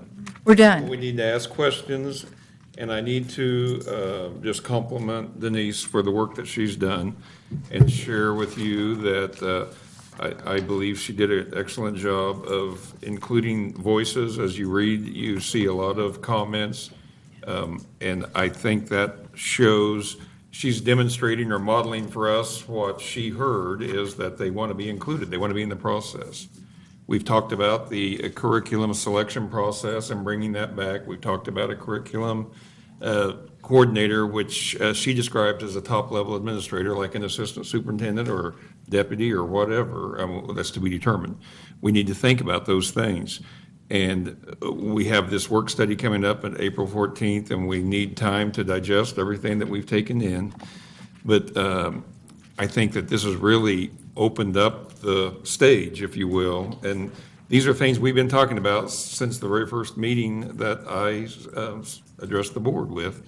And I really appreciate what Denise has brought to us. I used her resume as being an assistant superintendent at Wichita to kind of build her up in my mind. What I like is she used research to build up her project to us and the paper that she presented. I mean, she backed it with studies, and I thought that was very professional of her and appreciate the way that it was done. They're worn out. I wore them out. Any questions for Denise while she's here? I'm actually meeting with her tomorrow morning so that she can help me with some ideas on laying out the 5-year plan and working on the next steps. And so we're doing that. I think I'm going to ask her to come to cabinet if we have enough well people at cabinet tomorrow morning to get some information there and see how that comes out too. So anyway, I'm just trying to take advantage of all this. I think it's been very worthwhile. I think it's very in-depth. I think it's one of the most critical steps that we've taken since I've been here, and we want to do it right. I have one question on your findings under alignment. You say that consistency of implementation is a relative weakness across the district. Do you think that's because of there's nobody overseeing it, or because of lack of professional development, or? It's hard to say. I think overall, I felt like teachers felt like they could make choices about what they implemented and what they didn't. So an established expectation might be all that it is. When I listen to them about years before, and I don't have any data from years before, I'm just listening to them, they felt like they made all the decisions about curriculum. So the thought of having a curriculum given to them is a little bit foreign. And so if I, as a teacher, feel like it's not working, then I'm going to go do something else, which means then that you're not really using what's in front of you, because sometimes just because it's new, it makes me think I don't want to do it. You know, I could make decisions for myself that I want to change something personally, and I really want to do it, but then I really don't want to do it. So these are hard things, and that's why I mentioned the accountability for implementation, for fidelity of implementation. And that's not to be a gotcha. It's to say, what do you need? What kind of support do you need? Because what we need is for you to implement this curriculum with fidelity so we can get the results that we intended to get. So what do you need? And teachers want to talk to one another, and they feel like they don't have enough time to do that. So there are a lot of ways to kind of build that up, find ways for them to talk together, support from coaches, support from administrators. Go ahead, Jack. No, I just want to make a statement and a question. First of all, I commend the administration for bringing in Dr. Seguin, because I've sat in a room with a consultant with a knot in my stomach as they peek behind the curtain and said some things that I probably didn't want to hear. And so I appreciate just opening the doors and let's take a look at it and see where we need to go. And then the question is, just your opinion, your philosophical opinion, what is our role as a board with curriculum? Because we can build buildings, we can buy buses. And you've done a great job with that, by we the way. Your built- we built buildings a lot are of it. We beautiful. spend a lot of money. But I mean, we can do those things, but curriculum is what we do. Everything else is just window dressing, really. And so I want us to be an engaged board, but I don't want us to be, we can't micromanage Right. curriculum. I don't want to. Then you would get in the way. Oh, boy. Of what's happening. So your role is really policy. So what is the policy that we're going to follow? So when are we going to adopt a new curriculum? And what are the steps that have to be followed?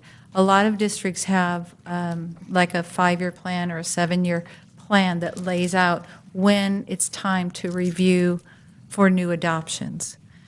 You don't have to, but that's part of a fiscal responsibility too, because you can't purchase new curriculum everything all at once. So there's that piece of looking at that. But the big thing is policy. How are we going to approach this? When is it okay? Who gets to say? Who has the final say? Those kinds of things. And if you're not familiar with any significant policy, there's a lot of, you can look at other districts. There are different formats for policies. And I'll share with you that I really didn't look at all of your policies. I just looked in the area of curriculum instruction. And there's nothing that brings accountability and says, this is what we're going to do in terms of curriculum and instruction. So I would say that would be your level of work. And you would direct the superintendent to bring back ideas of what should be in it. It doesn't mean you have to make, because you may not be an instruction expert. You may not be an instructional expert, but the superintendent can form committees and groups to bring back to you for you to approve and to make policy. I just want to, I've been on the board long enough now where we've got the facilities, we have the infrastructure in place. Now, I just appreciate this process. And I want us to do our part and not, I've got a drawer full of consultant reports. Well, and I think an important step is one of the recommendations, and that's a conversation I've had with the assistant superintendents and with the HR administrator as well, and that is this curriculum director, this other position, because of the importance, because of the history of Dodge City is we used to have a curriculum coordinator. And then we tried to split off the duties. But the simple fact is, as Denise has pointed out, is administrators have other duties, and so it becomes an add-on instead of a focus. And I wasn't here when that was dropped, but I think technology played a role in dropping that. And I'm willing to bet Dodge City used to have a curriculum replacement schedule. But I guarantee you that when the budget cuts came along, it became easier to keep series longer than you used to keep them because of finances. And so a lot of these things have just all came together. And what we need to do is focus on moving forward and making this district the strongest it can possibly be. And what greater accomplishment can we do as a board than to improve our curriculum and instruction? And these are very logical and very doable steps if we take our time. The one thing we can't do is just rush in here and try to make 4 changes at once, and then You'll make no nothing changes. happens. Because we changed everything too quick. And so, I think it's laid out for us if we just move forward and keep it in focus. I have one final question. The newcomers program, the ELL, for that program, are ELL learners, are they in classes then with non-ELL learners, or do they have their own standalone classes that speaks No. specifically to their needs? And I do believe we've discussed this too at Cabinet, and that's been a victim of finances as well. And we did have it at one time, and it also fell because, as it was described, certain grade levels were at certain schools, and that didn't work out for every situation. Robert, do you want to add some things to this? Dr. Vinton, please.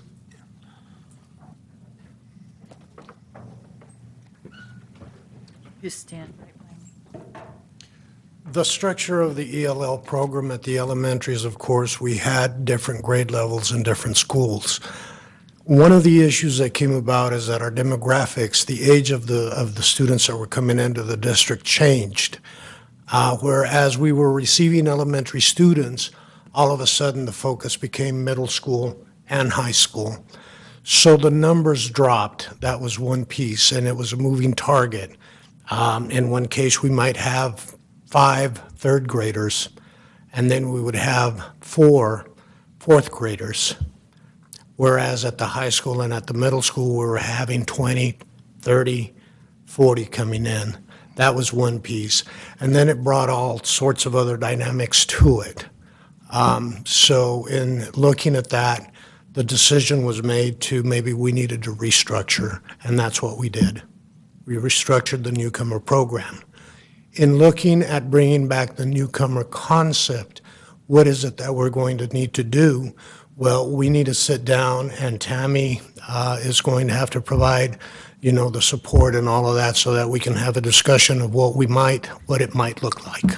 So, Dr. Vinton, then at the middle school and high school level, then we technically don't have a newcomers. We do. Yes, Okay. So do those students, are they in class with non-English language learners, or do they have their own classes? they're in their own classes. Yes, they are in their own classes. Okay, and then, of course, right now in the elementary, they're just all kind of put together. Yes, it is inclusive, Right. okay? Thank you. for that. Thank you. Will all faculty receive a copy of this? I will make sure that it's shared with everyone, yes, a PDF at least. I didn't make copies of everything, but they'll get a PDF. Any other questions for Dr. Segai? All right. Thank you so much. Thank you very much. Thank you very much. It's a lot to digest. Yeah, it is. All right. All right.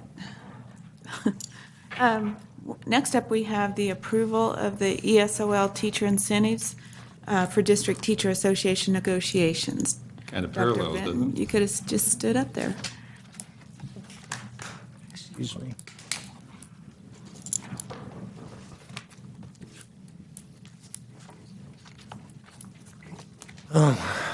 President Killian, Dr. Dirksen, board members, greetings.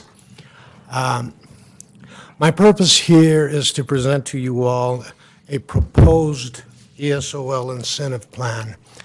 Basically, what we're looking is that you all approve the concept to push it forward so that it can go to negotiations. That's what we're looking for. And attached, oh, I guess I'm supposed to work that.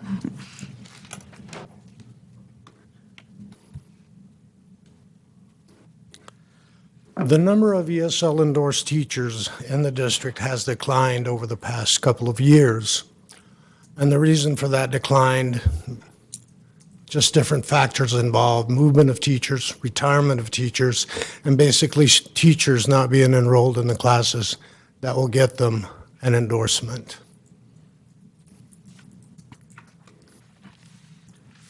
Our current endorsement status, as you all can see, overall, we are 46% endorsed or on a plan. The implications of that, of course, all filters down to student impact, because without that funding, we're not able to bring to the students the services that they need. It impacts the variables associated with that, of course, is that As Dr. Seguin mentioned, professional development is one of the areas that is very critical. Bilingual funding is used for the salary of staff, resources and materials, and of course, inability to support district initiatives. And since we are talking about a tremendous initiative here at this point, bilingual funds will be utilized and employed to support those efforts that address the needs of our ESL students. And continued support of instructional programming. Currently, we support the Read 180 system, the System 44. We look at SMI, SRI, OdysseyWare, Rosetta Stone, Lexia, IPT, technology. All of those different areas are impacted with bilingual funds. We support those areas. So it's not just a question of, that we do one bit, but rather we're very varied in terms of the support that we provide. So that is what we are looking as we see that decrease continue. All of this programming has a potential of becoming impacted by that, which goes, as I mentioned, filtered down to the student level, student impact.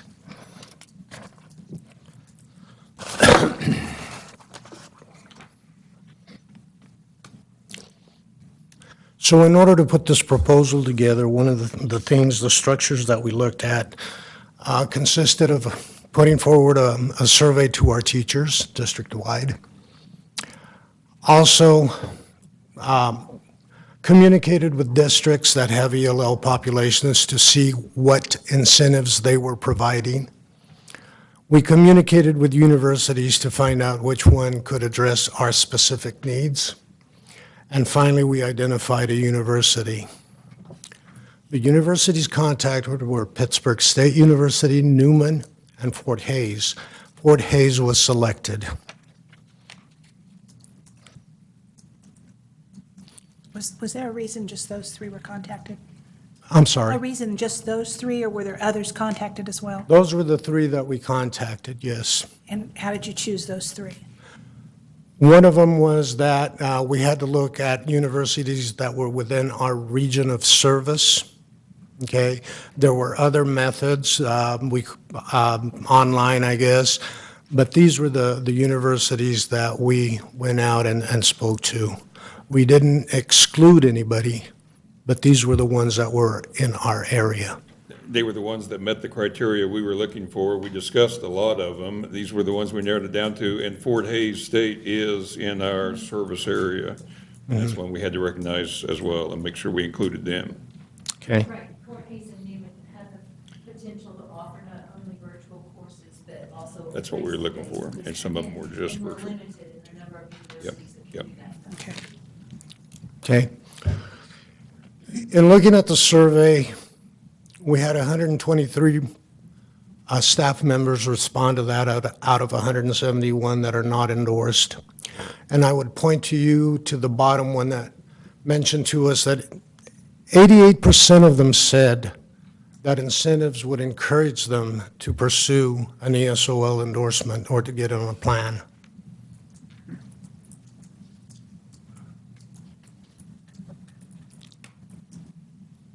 And our response, of course, was to put together this proposed incentive plan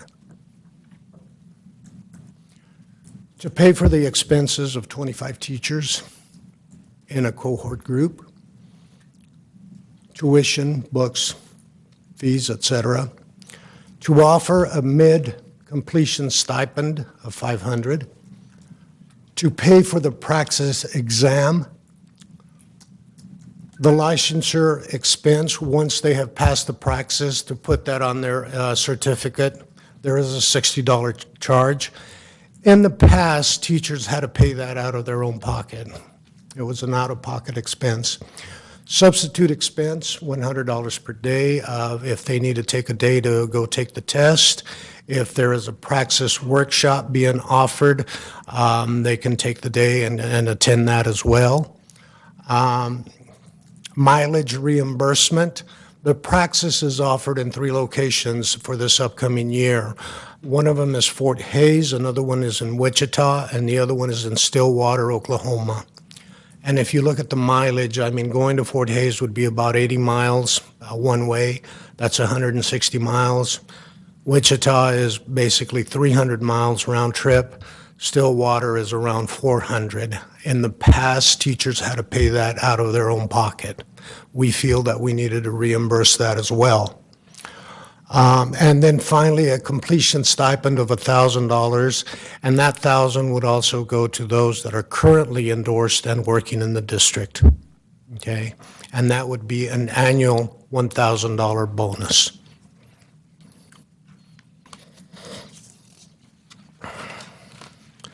The budget narrative, when you look at that, we went ahead and looked at what one teacher would generate. And we used random numbers. If they had 20 ESL students in their class, they were endorsed or on a plan, this is what they would generate. Now, that's just random numbers that we picked. And as you can see, that is the amount of money that they would generate in 1 year. After 5 years, that is what they would generate. And I have a pointer here. See if I can use that. That first line. If 80% of our teachers were endorsed, this is what they would generate in 1 year. And then finally, in 5 years, that is what they would generate. The district incentive plan, this is how much it would cost us. That includes all the incentives. The bottom line, that is how much would be generated by the teachers. Down here is how much it would cost us for all the incentives as we have mentioned. And as you look at the two numbers, this one here and that one there, it is a win-win situation for everyone concerned.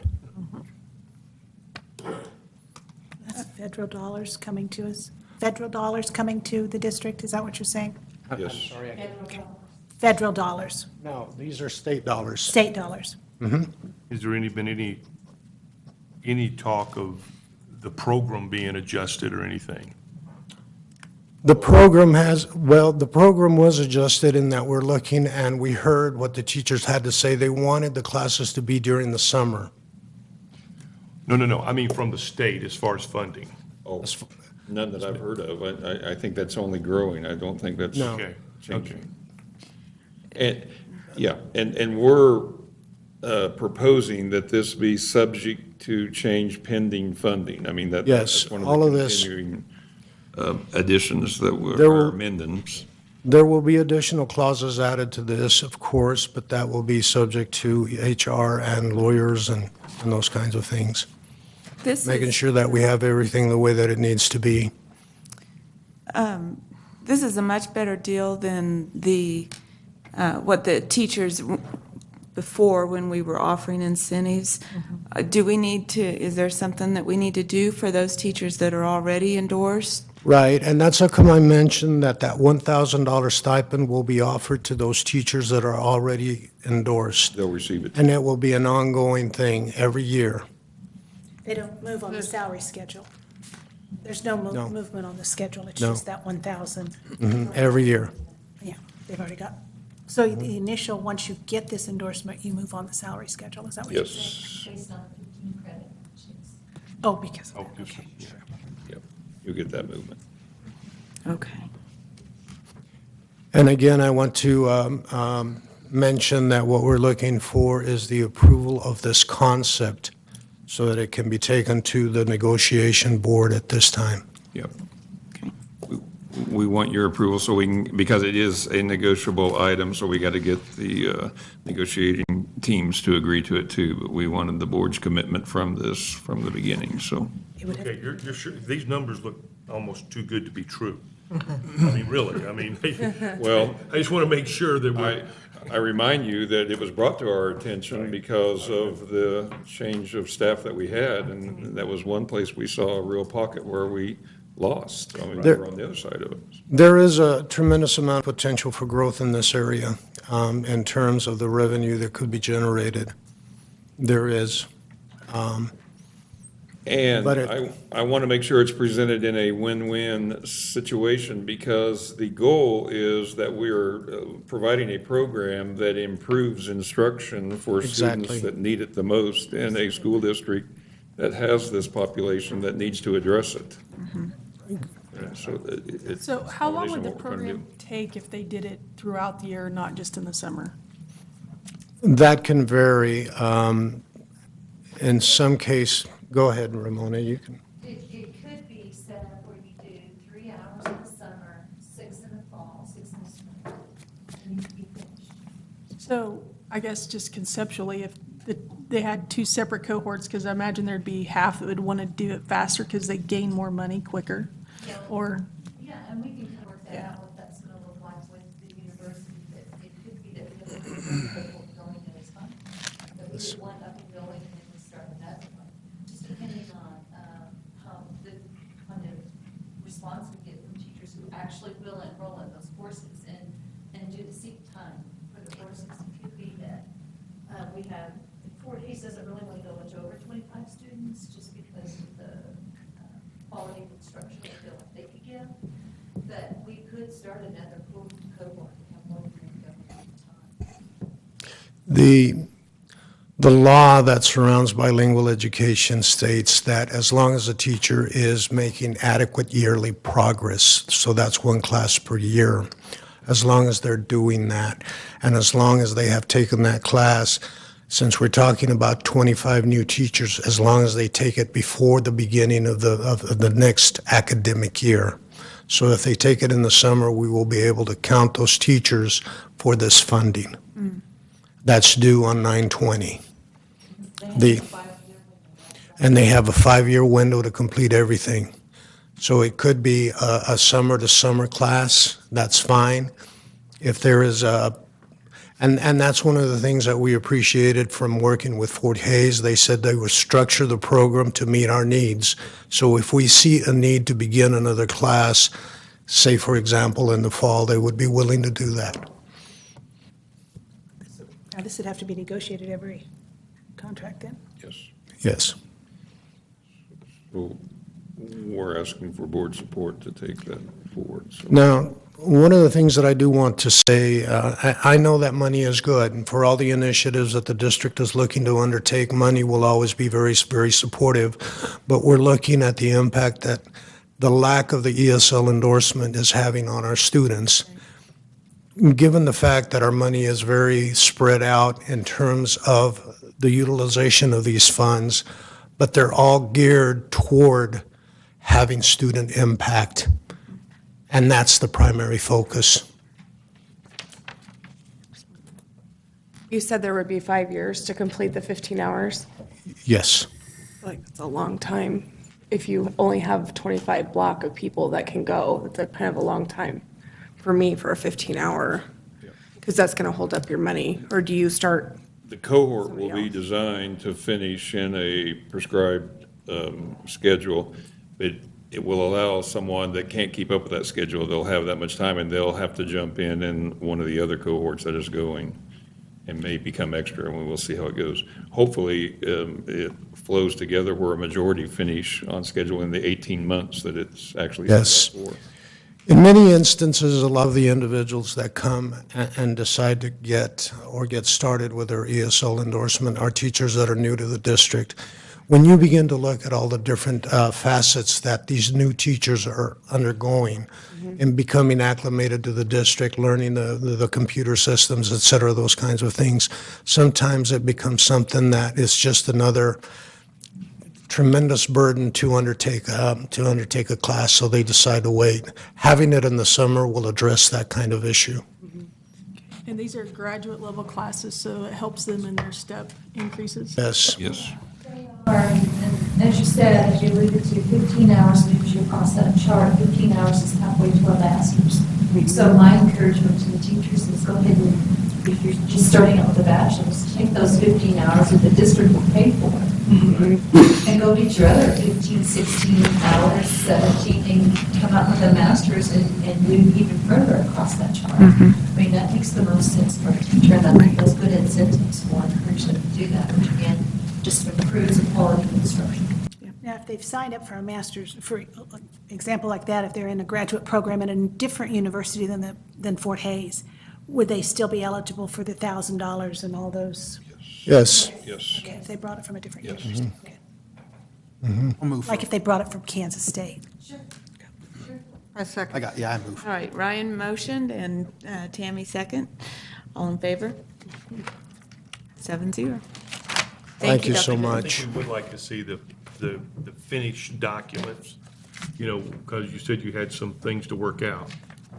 Well, they have to negotiate. Okay. But you gotta have something to negotiate.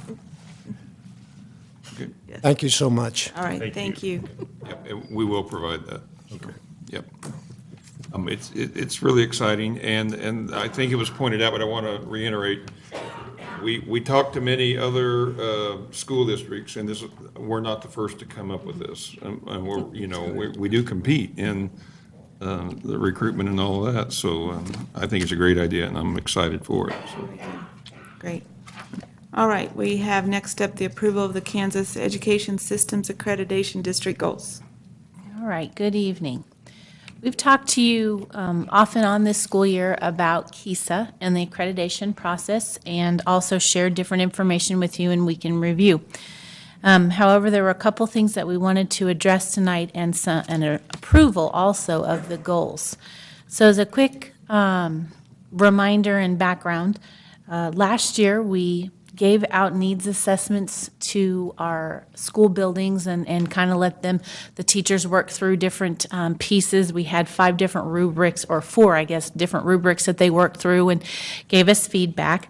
The district leadership team took that information provided by the schools and through a couple of work sessions kind of narrowed down some focus areas, sent those back to schools. They worked on it a little bit, brought it back, and that's what narrowed down to our 2 district goals.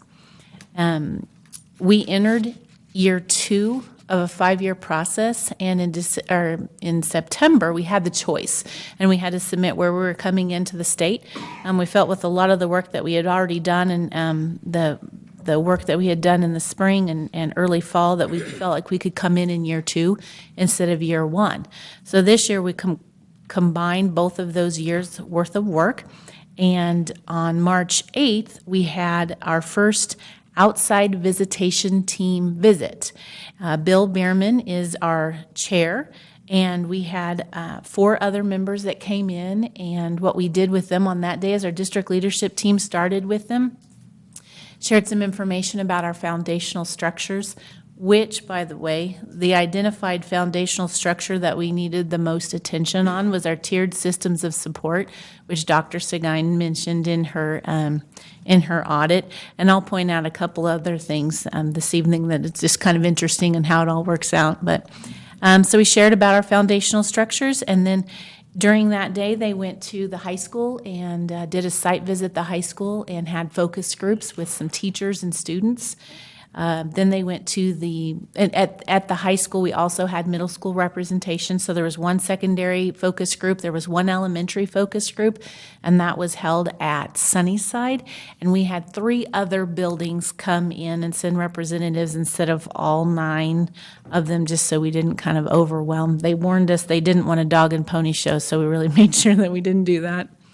So the 2 goals that we talked mostly with our OVT team about are the following. Our first goal is in relationships focused on students. USD 443 will foster student relationships with peers, teachers, families, culture, and community to build student self-efficacy with focus on cultural competency as measured through district data. And then our second goal, which also was the #1 recommendation in the audit, was our responsive culture goal under leadership, is that USD 443 will develop, communicate, and implement a comprehensive district-wide strategic plan for all stakeholders that align with local and state board goals and outcomes. So, Amazing, isn't it? How it's all tying together, making that connection. And I wanted to point out, does the name Bill Bierman ring a bell with anybody? He used to be the superintendent of the diocese in Dodge City. And he's now the superintendent at Goodland, and he's our chair, so just want to make that connection. yeah. And at the end of our day where we were presenting information and the work that we had done and the goals that we had chosen, our team felt that we chose very wisely and felt that those were good goals for us to start working on. And as you worked on those, then some of the other things would really fall in line. And the only recommendation they made for our district was for our leadership teams to look into a book called Leading with Focus by Mike Schmoker, I think is how you pronounce his last name. And that book is one of the books that we focus on in our DeSella class. And so we're in the process of getting that book for administrators and part of our district site council members who don't already have that. And in that book, again, it really focuses on just a narrow focus of leadership, pick what's really, really important, and then move forward, which again just goes right in line with all the other things that we're doing. So we really valued that recommendation because it seems just to fit right where we're at. So tonight, though, I would like to ask for approval of the board for our 2 district goals that continue on with our KISA process. And again, that was the student relationship goal and then the responsive culture leadership goal. And maybe you covered this, Tammy, and I apologize if I missed it, but for who was all consulted on these goals? Administrative cabinet? I see that was reviewed by, was it superintendents, instruct teachers? Everybody. Principals, everybody? So there are 4 rubrics. So there's 5, but the data rubric or the results rubric is all a result of the other ones. And so each rubric was given out to each building. And at each building, the teachers looked at it individually, some building leadership teams, some student or site councils, that kind of stuff. So they were filled out at the building level based on their own building's information. And then there were some areas like, example, early childhood. So early childhood filled that out. The high school didn't fill that one out because that one obviously is not relevant to them. Or nutrition and health. So there were some where we did some focus committees if that wasn't something that a building could answer on their own. And so then we took all of the individual buildings' responses and then kind of tallied through to start picking up on trends where we felt like the district then fell as a whole. And once those were marked, then those went back to the buildings again to kind of look at to see, is this about where we feel we are as a district and that kind of stuff. And then the district leadership team, which represents elementary and secondary and different departments and all of that, they then worked through the different rubrics to really start picking out things that kind of stood out as areas of need or focus, or if we did this, it would impact this, this, and this. Right. Once they picked those, then that went back again to the buildings. A lot of it would have hit at the building leadership or building leadership team level, so some of their key teachers and that kind of stuff reviewed back and then came back. So it kind of went back and forth. Thank you. Mm-hmm. Any other questions? Okay, I make a motion for approval. Second. We have a motion by Tammy and a second by Ryan. All in favor? 7-0. Okay, next up we have the Air Force Junior ROTC High School credit and academic materials for the high school graduation credit. Is that Tammy? Or? I'm going to wing this as much as I can.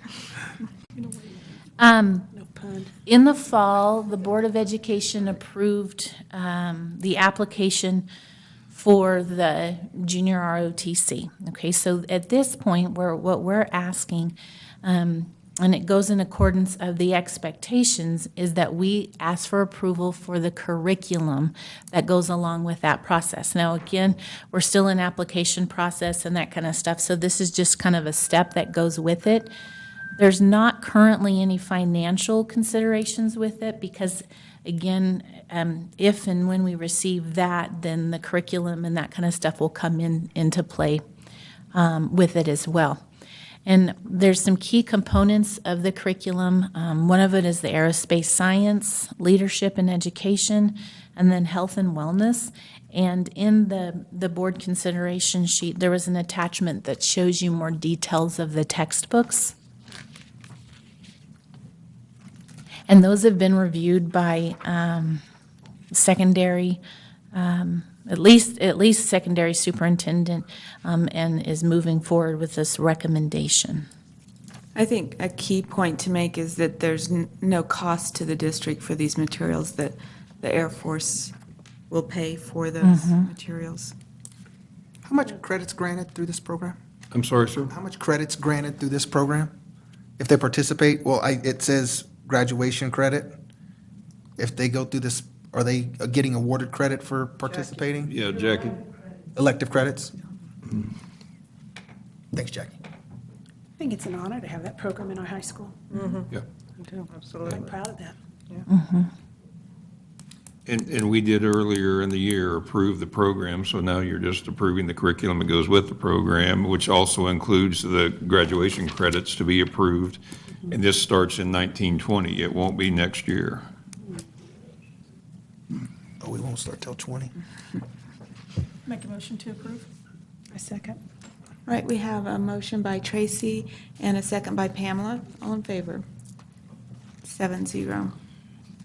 Thanks for helping on that, Tammy. And the only thing I know about the next item is that it is an upgrade for a program that we currently have, and it's something that we need because the way that the software works is it phases out. And we use the program extensively. Robert may mention that we use it in different components, so. And I don't know a whole lot about it either, other than the fact that I know that we have already asked for and received approval for the Read 180, or the program that goes with it, the System 44 and the SRI and SMI and that kind of stuff. Our intent was to continue the same use that we've had in the past next year. This, however, is that in order to do that now, it's time to upgrade the systems for everything to work. Yep. Okay. So move. Okay, A second. motion by Pamela, a second by Tammy. All in favor? 7-0. The Pittsco curriculum upgrade is a similar situation. And it too has a shelf life that has to be upgraded because of the software that's involved in the modules.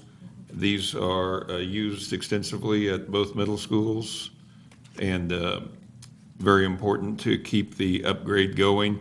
It is costly, but it is significant in the programs that it's used for, and I think very beneficial. I actually took a tour and went with Bill and Dr. Fortmeyer and observed it, and thought that the instructors were very excited about it, and it's for both middle schools. So. Okay, I make a motion for approval. I'll second. Motion by Tammy, second, was that Jamie? Jamie. Yes. Second by Jamie, all in favor? 7-0. All right, the Striving Readers Grant application. Okay, this is one I'm really excited to share a little bit of information with you about. I've talked about it off and on since the fall in Week in Review. And this has been, it's been a lot of work, but it's been really good work. We've pulled together a literacy committee, which has really become a leadership literacy committee. And they've really dug into this, the district's literacy plan, both at the pre-K 5 level, and then we had a 6th grade through 12th literacy plan that had been established a while back, and we kind of brought it back in and as reevaluated. As part of this grant, we're really trying to look at a birth to grade 12 plan in the district. And so, as you can imagine, there's been a lot of conversation and a lot of work that's gone into what does literacy really look like for Dodge. And we have to compare all of that to state expectations and that kind of stuff. So that's been A lot of really good work, grant or no grant. The work that's been going on. There's also a literacy needs assessment as part of that, and it really gave teachers a chance, teachers and coaches and administrators, from, again, the early learning to the secondary level are on this committee, and they really looked at our systems across the district, and it goes hand in hand, again, with some of the things that we're finding in our audit. There are qualifications for this grant, and you have to have at least 49% of children who are economically disadvantaged, at least 15% of children who have documented disabilities. And this is the only criteria that we don't actually qualify to apply for the grant for. We're sitting at about 14, and 15 is the trigger, but you only have to have one qualifying factor to apply, and we have 3 out of the 4, and we're 1% off on the other. So I think that identifies us as a district in need of this grant. And the others is, and I just kind of have to laugh at this one, at least 10% of children who are English learners, and then 5,000 or more.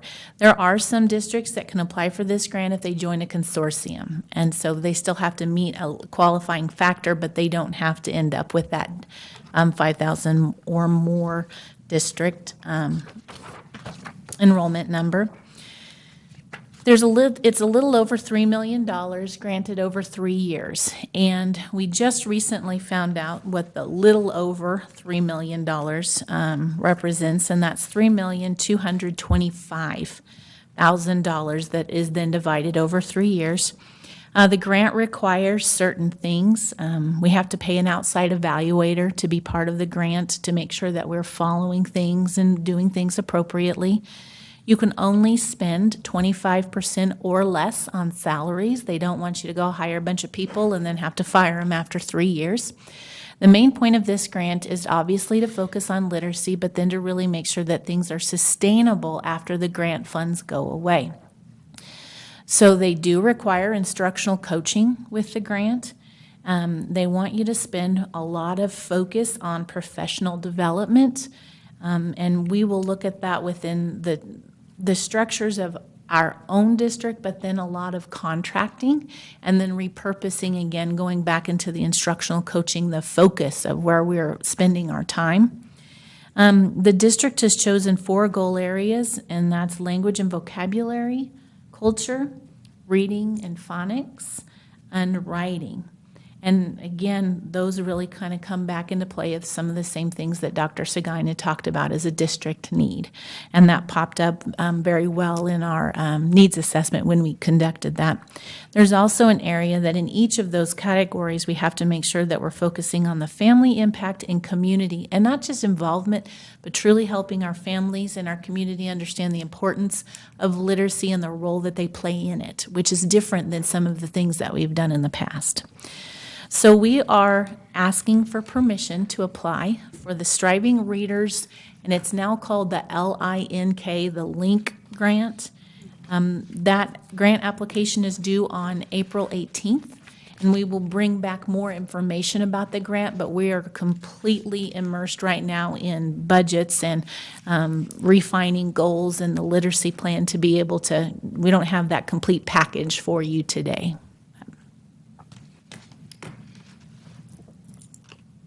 Do you have any questions? I'll move. Okay. Second.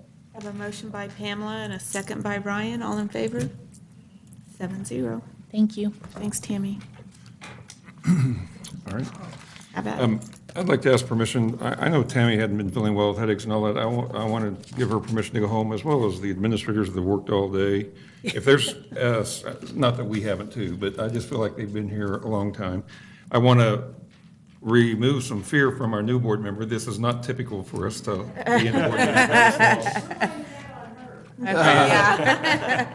And then I want to fill in for Mr. Hammond, who's unable to be with us tonight, and go through his items. Can we have And- Diana go? I mean, about the vehicle. I'm sorry? what about Mary Trent? I mean, she's been sitting there Yeah. for 2.5 hours. Diana can stay. The second item, and if you'll stay for the second item that I have here, and then you can go from there. And if there's any other item that you want to stay, and you're also welcome to stay here. I didn't tell you you had to leave. You didn't have to say it twice. Yeah, you didn't have to say it twice. Dr. Don't Dirk, get caught in the stampede, people. do you think we could move Mary Trent up on the list too? Because she, Well, sure. She doesn't sleep, or she doesn't maybe we sleep could anyway. provide a pillow for her and we'll wake her up when it's time. Let's just do that. Let's go with Mary Trent, and then we'll go Yeah. with Diana, and then we'll plow through the rest of them. Thank you for pointing that out. Mary, let's start with you, okay? So I'm gonna talk instead of you? Well, you're going to help me. Do you want to do it that way? Okay, that works good. Let me get to the right page. They would, nobody would think. Yeah, Mary met with Bill last week, and I happened to come in right at the finale. And we talked about, there is an increase, and I believe it's true that some of that increase is because of some of the national events and how insurance rates have been adjusted because of hurricanes and that sort of thing. And so there was a natural increase in our rate for our existing structures, plus we had a very significant claim with the hail damage. And then there is an additional increase because of the amount of square footage our footprint has grown, as we're well aware of. So it's like Dr. Turskin say, you've got a lot of moving parts at this point. Bill and I rolled numbers around and I was like, tell me what you want. It's so hard to know exactly where we are because we've added about $30 million worth of property from where we were a year ago. We still have about $60 million that's still under builder's risk. We did see the property rate, purely tonight we're talking about the property rate. We saw the property rate go up about 9%. Predominantly, that's the insurance market is hardening just a little bit, and especially when we have clients that have huge amounts of property insurance. When you're done with construction, you will have increased your property values by almost 50%. The 88 million or the 94, or whatever it's going to turn into when we're done, will increase your blanket rate, your blanket limit by almost 50%. So the property cost was going to increase by at least 50% to cover that. Right. We saw about a 9% rate increase. Some of that is market, some of that is just about us. We're just at the very end of settling the hail claim from 2016. They've paid out $3,008,788 to this point, and we're not quite done. There's still a couple $100,000 outstanding, but we're kind of caught in the transition with the building that's going on. Some of that roof work needed to be done as we did those additions and changes there. So overall, we don't feel like it's a bad increase. We did a lot of shopping, and once again, because of the fact that you're going to finish up with $230 million worth of property when we're done in the summer, there weren't a lot of takers. When you say I had a $3 million loss a year ago, and I've added on to what I have, there's just not a lot of takers out there at this point. Bill and I have discussed it at length. We talked about taking the deductible up. But then, what's the financial impact at the bottom line if we have the unthinkable happen? The upside is insurance paid $3 million, and as a school district, you added $2,362,000 to that to do some major upgrades to some of the roofs, like at the middle school. The middle school has a whole new roof. The whole building has a whole new roof. You've upgraded your insulation and all of those things. So, knock on wood, short of tennis balls, we really ought to be in good shape for a long time. Bill and I had the conversation about, we've got everything upgraded, and the concern now is that you continue to fund your building roofs, because at some point we'll have to put roofs on again, and it might happen all at once. So, you've put a lot of money into it now. The deductible is going to continue to stay relatively low with a $25,000 deductible, and we're just going to move forward. We have a tentative agreement with EMC. Your policy actually renewed on March the 12th. we've been trying to get to a July 1st effective date so that it works easier with your budget. But every time we get very close, something bad happens. So the agreement that we have today is that if nothing bad happens between now and July the 1st, they're going to cancel the policy that we wrote. They're going to cancel it pro rata. You're going to pay for what you used. And they're going to issue us a whole nother annual policy on July the 1st. So we're going to see this rate be good for about 16 and a half months. It's still a lot of money. Well, with our loss history and the size of the size of the claim, I mean, the size of the claim that we had, 9% is pretty daggone good. And you went to every major property market. You got Cincinnati, Hartford, Chubb, Acuity, Auto Owners, and Travelers. We even tried to talk about taking a $500,000 or $1 million deductible and then buying a buyback for it so that the big carrier was kind of pushed off a little bit. Right, I couldn't even get that done. right. Thanks for your help on that. And recommendation is for approval for the policy presented. I'll make that motion to approve the bid as submitted. No second. I have a motion by Jeff, second by Tammy. All in favor? 7-0. Thank you. Thanks for sticking Thank it out, you. Mary. Thanks for sitting it out and being here for us. That was valuable information. And Diana is here, can help on this, but I also spoke to Bill. And basically, this truck is for 3 of these vehicles. The idea was because we are increasing the number of employees, buying these bigger vehicles will allow them to move employees in fewer vehicles. And Chris does an excellent job in the maintenance department, and he likes the vehicles to be able to do the job that needs to be done. And so he prefers the heavy-duty pickup so that we can use all of our vehicles when we're removing snow or when we're hauling maintenance equipment or pulling different items. And so they've gone with this specific design, and that's what he's still requesting. And I truly support that because of how the operation works and the way that I've seen it operate. So I just wanted to put that pitch in. I had a question. The band gets the old truck that has 57,000 miles. I don't know what they use it for.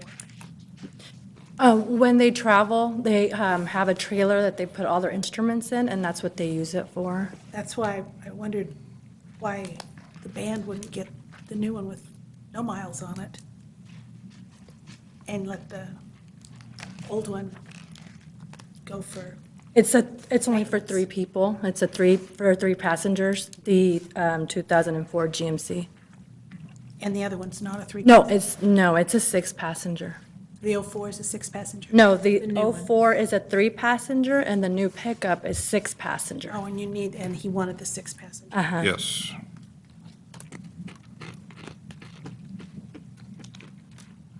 Oh. I'll move for approval. Second. Motion by Ryan, second by Tracy. Just a point of order. Yes. Doesn't Jamie need to recuse herself from voting? Yeah, that's what I was going to. So all in favor? 6 and 1 recusal. I guess that's how you put it? I Okay. wasn't even thinking about that, so I wasn't worried about it. We're ready for, under business services, number 1, the approval of bid for Bright Beginnings sidewalks and play area, page 64 on the. Okay, and I am familiar with this item, and it is, we took bids for some concrete work. Much of it needed to be done to be compliant with some of the requirements that we needed for fire safety. Head Start has a requirement that you have 2 safe exits, and definition of safe could be a little bit refined, but when you opened up some of the doors, a wheelchair would have to go out onto a grassy area. and a sidewalk would allow that to be greatly improved and meet the code requirement. And that was pointed out to us, and that's really a no-brainer. Also, while we're doing this, they wanted to improve the drop-off lane for the buses, and so this also includes the drop-off lane. And then one of the other areas it includes is the basketball court area, which right now is used for nothing. It's unusable at this point, right? I mean, and so it was thought that if we could make that a flat concrete surface, possibly put a basketball court in there, and then they thought it might be used for TEC, is how it's described. But if we were to ever move TEC, we can't forget that we'll still have an alternative school there, and it could be used for that, or it could be an area that could be used for some other activities. As it currently is, it's not usable. Its current state is what I'm trying to say. So I think that's a good idea as well. When you put that all together, and with the two bids, there was one that was significantly lower, so the recommendation was to go with Building Solutions for the $70,000. I had an opportunity to see that just today, what we're talking about. Okay. I would so move that we do this. I appreciate that. All right, motion by Pamela, second by Ryan. All in favor? 7-0. Pamela? Pamela made the motion, Ryan did the second. Okay, we'll skip to the change orders now on page 68, and the change orders are a little fuzzier for me. However, I do know for a fact that the change orders come about as a result of the construction meetings and putting together the input from people. The first one has to do with installing carpet and lights. That was per request. I know nothing about the request other than it was something that was brought to them. I saw a significant amount of bids that were processed through, and Bill did invite me to give him a call if anyone has a question that I cannot answer. I'm more than willing to do that. I do see that we have about 3 change orders in a row, and 2 of them are high school and 1 is the middle school. It's about the only distinction I can really give you.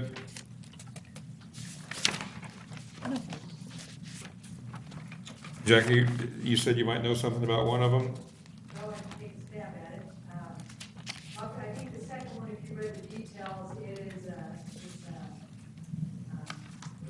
when you have enough plumbing for what they needed to do for one of the projects. I wasn't in the mix on the change order, I'm not in the mixes, but I believe the first one has to do with the floor covering that they're gonna put in the PE classroom that sits above the new, the PE expansion, that interim area is where this tornado shelter is. The bottom 4 are restrooms and locker rooms for athletics.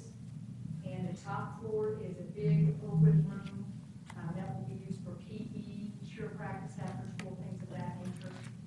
We chose to go with a carpet flooring rather than whatever was called for previously, which was a lot cheaper. It just hadn't identified anything as a floor covering previously.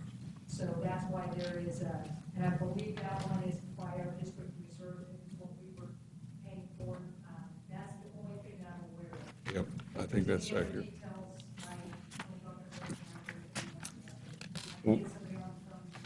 We went in that, didn't we, that storm-safe area on the second floor, and we saw that it was a concrete floor, and so I'm sure that's just flooring for that area. I'm thinking that's where they're talking about. Yep. We just didn't know what flooring we were gonna want, and so that was decided. Okay. So we need to approve these individually. Yes, we do. Yes. So we've got that first approval of change order. For the high school. For the high school. I'll move. I'll second. Motion by Ryan, second by Tammy, all in favor. 7-0. Okay, approval of change order, Dodge City High School number 9. And that one would, yeah, that has to do with a 3-way valve, and I don't think any of us can argue with a valve that needs 3 ways, so. Or we shouldn't be. Sounds pretty important to me. Well, to address freezing is important to me, yeah. I make a motion for approval. I'm sorry. I don't know any more than that. Motion by Tammy, second by Jeff. All in favor? 7-0. Okay, now the approval of the change order at the middle school. Yes. And the one at the middle school is a mystery to me. And I let them go home. So just decipher what we make out of it, or I can call Bill if anyone wants me to. I can do that right now. Reroute cables. It's the cable rerouting. Is that the one we're on? I believe there was something in weekend review about it was too short. Yeah. The intercom cabling per the drawing was intended to go to the data room. Oh, I know about this one because I went to the tour. But they changed where this room is going to, and so it was going to require more dollars. Yeah, I went and looked at it. That was in Mrs. Cooper's rooms where we were at. So, yep, I do know about that one. Okay. I'll move. Motion by Ryan, I'll second. second by Jeff. All in favor? 7-0. All right, next I up. just have Yes, a ma'am. question that maybe for the next meeting or sometime. It seems like we're doing a lot of change orders that are going back to the owner's, fund or whatever you call it. Is that like a never-ending fund, or do we have Oh, it is it like a ends. big giant black hole? It is. Yeah. Because I want that fund, but. Yeah, it's a river. It's just kind of a little, yeah. But Looks like the South River. in the enormity of the bond issue that we have, there are some anticipated, I guess you I'm understand asking that? And what's left? Can we I'll get find it? out and tell you. That's the best I can do, because I do not know right now, because I've wondered that myself. And I think an update on where we're at on that with the change orders that we've had is due to the board. So, But I'll tell you, that the scope of this project, the amount of change orders is amazingly small. for the size of it. It's amazingly small. But I agree with you. That owner's reserve, it's like grants. Where's this pot of gold? Everybody calls grants. I don't have it in my checkbook, I I know. know. Now, the next four items are really just the efficiency that Bill puts behind putting everything together, and he makes sure that every engineer and every architect has had a chance to put together the best possible product that he can. And so we're actually giving approval for the putting together bids for some changes that are needed to come up. Best way I can describe it. I'm not laughing at it. Good description. Approve the amendment for the architecture for additional engineering services for the preparation of bid documents for the audiovisual equipment to be paid from the construction fund. And was the audiovisual equipment not originally in the, No, that's being purchased on the part of the district. That was supposed to be money, from my understanding from Mr. Hammond, that was money that capital outlay funds that are being set aside for the fund. So that's why it's over reserve. And this is the one in the academic wing where we went through this months-long process, isn't it? Yeah. And it's significantly important that we put together the right specifications for what we're trying to bid, because it's for the classroom instruction, which ties right into what we're talking about as well. Absolutely. So, This was never a part, to answer your real question, it was never a part of the bond, it was always Separate. And you're gonna see, I believe, several more come your direction in the next couple of months that are in that same category of business in high school. That were not a part of the bond, that were part identified that would come from capital outlay. okay, thank you. and some of it wasn't totally clear, was it, on what was a part of the bond and what wasn't part of the bond, and, yeah. I just relaying what I was. Right, right. And so we're trying to put it all together as it moves along. Okay? Okay, motion for approval then. Okay. Second. Motion by Tammy, second by Ryan. All in favor? 7-0. So then the approval of the, in the tech ed, architectural and engineering services for modifications to classrooms for tech ed at the middle school. And, and that's the one that we've made reference to on the other change too. This is just for the architectural services for that movement of the classroom at the middle school. So we need a motion. Explain that. They're moving the classroom. Here's the way I understand it. Where they thought the technology hub was going to be is not where it ended up that the principal and teachers wanted the classroom to be. And so where it was originally drawn is not where they had set it up. And I forget what the specific reason was for it not being there, but they had a reason, and I went down and I was with Bill and Glenn, and we toured the facility. So in order to move that hub, it takes more cable and it takes more construction. And I think it allowed for a hallway to go in. I think it had something to do with the hallway being able to be put somewhere as well. But it was drawn up, and originally, when ground was broke, they decided it was moved going to be here, and then after that, Yep, they said. yep, and that's why you're paying for the architectural services. Correct. And What are you gonna do at this point? Yeah, you're gonna. yeah, because we've already approved the change order, What to do? so we better approve the, Hello, yeah. there we go. Nice ordering the agenda there. Yeah. at least that's the way I see it. I'm probably messing something up on that, Well, but yeah. doing the best I can with what we got here. Yeah, I move. it's a lot of money. I'll second. Motion by Ryan, second by Everybody likes Tracy. All in favor? Are you voting? Okay, 7-0. Okay. And then the architectural and engineering services for revising bid documents for the middle school playing fields.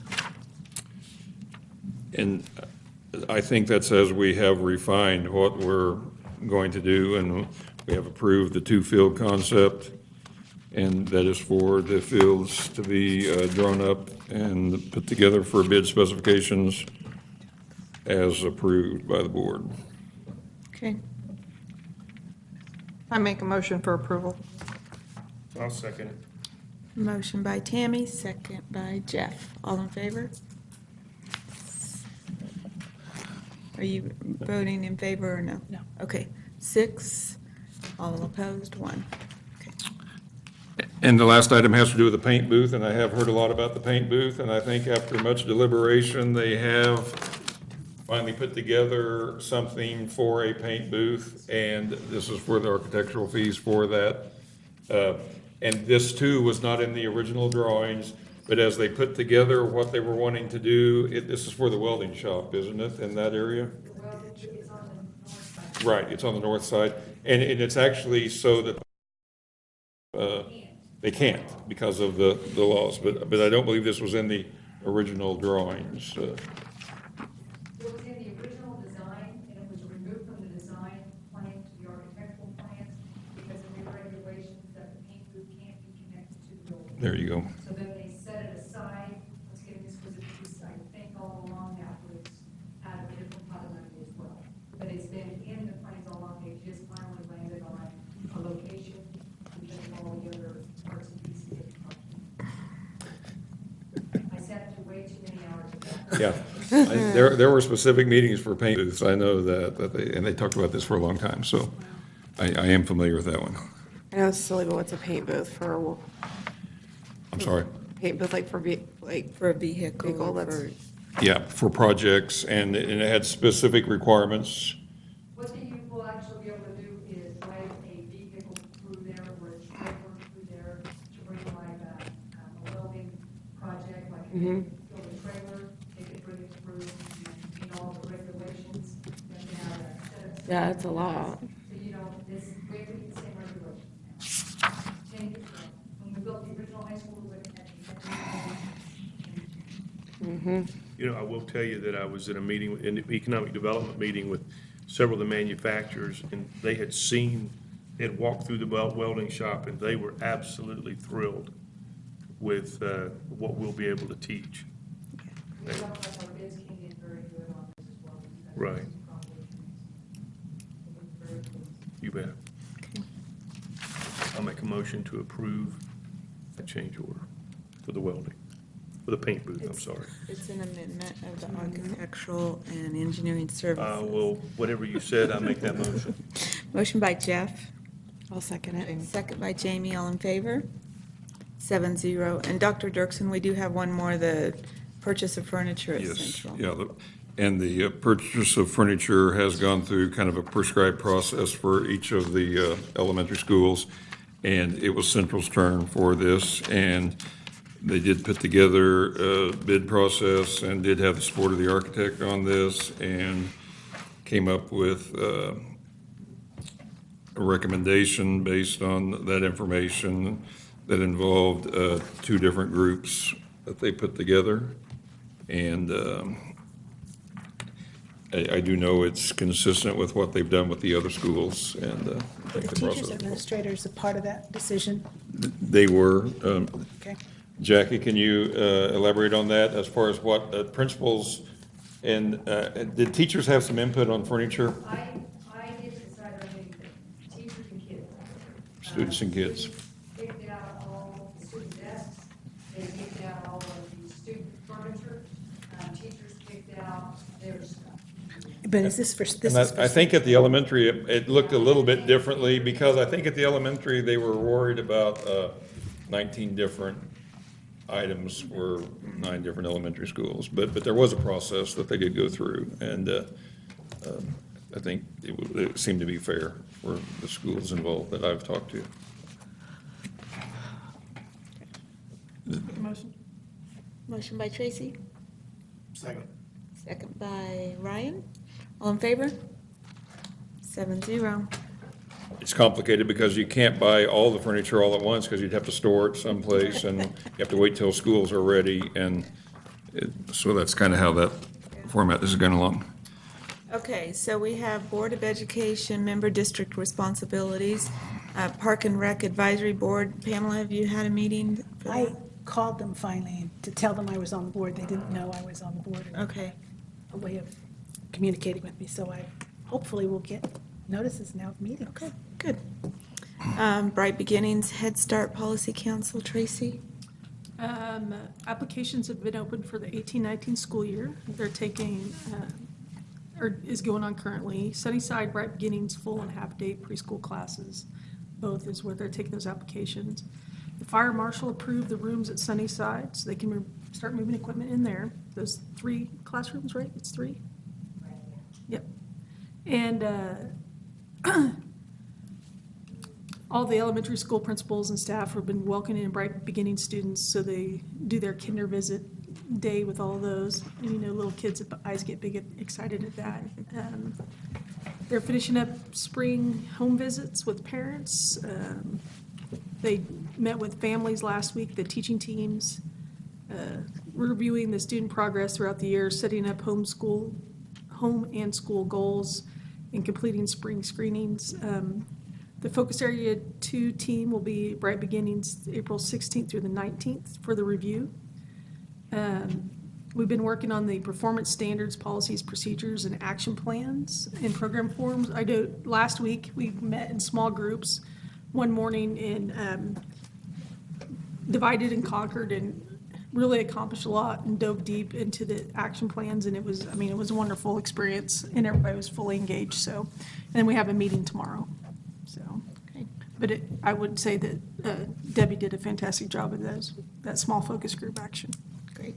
So, Do you have anything on legislative? Did you want to add anything? Well, I do. I just got an email today when I came out of the meeting at the Learning Center that John Robb has called a special meeting with the small group, which is basically the schools that originally began with the lawsuit. Seems to be great concern about how the legislature is still reacting towards everything that is going on and what our strategy would be. There's only a month left before they have to present to the Supreme Court what the school finance answer is. And I know there's a lot of angst and there's a lot of talk about coming up with a solution so this doesn't continue on forever and ever. But the problem with that is some of the same situations that originally started it are not being resolved after they've been told several times they need to be resolved. And then the most recent one is that study that I commented on, in which we were very concerned that it was going to be of the alt-right or the far conservative flavor. And in reality, it was more supportive of education than we gave her credit for.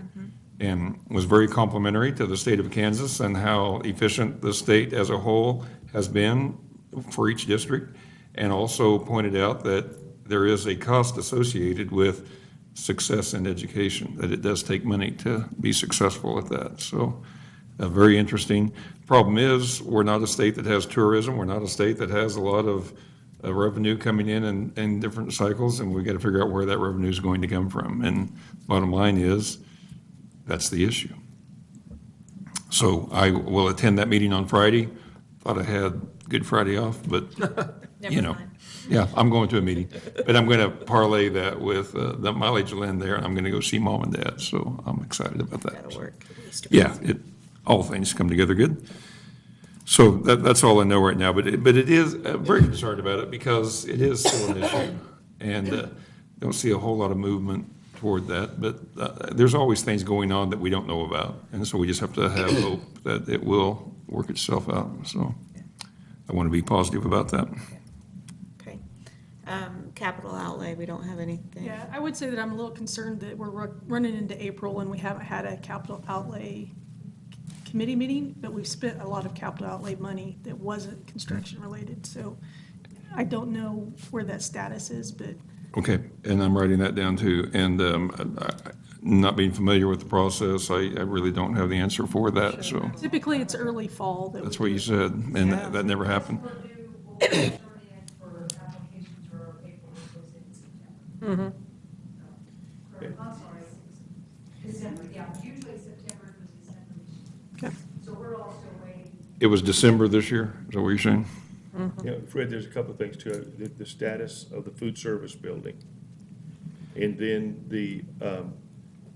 you know, and I cornered Bill on this, and I said, Bill, we still haven't seen how you intend to pay for an administration building. Yeah. And I said, you know, and we're going, and I don't want to, I really want to see something before we go on with engineering and architects and all that stuff. And he's been working on that because I came up Yeah. over spring break and there was a meeting going on the admin building, and I sat in on that phone call for a while.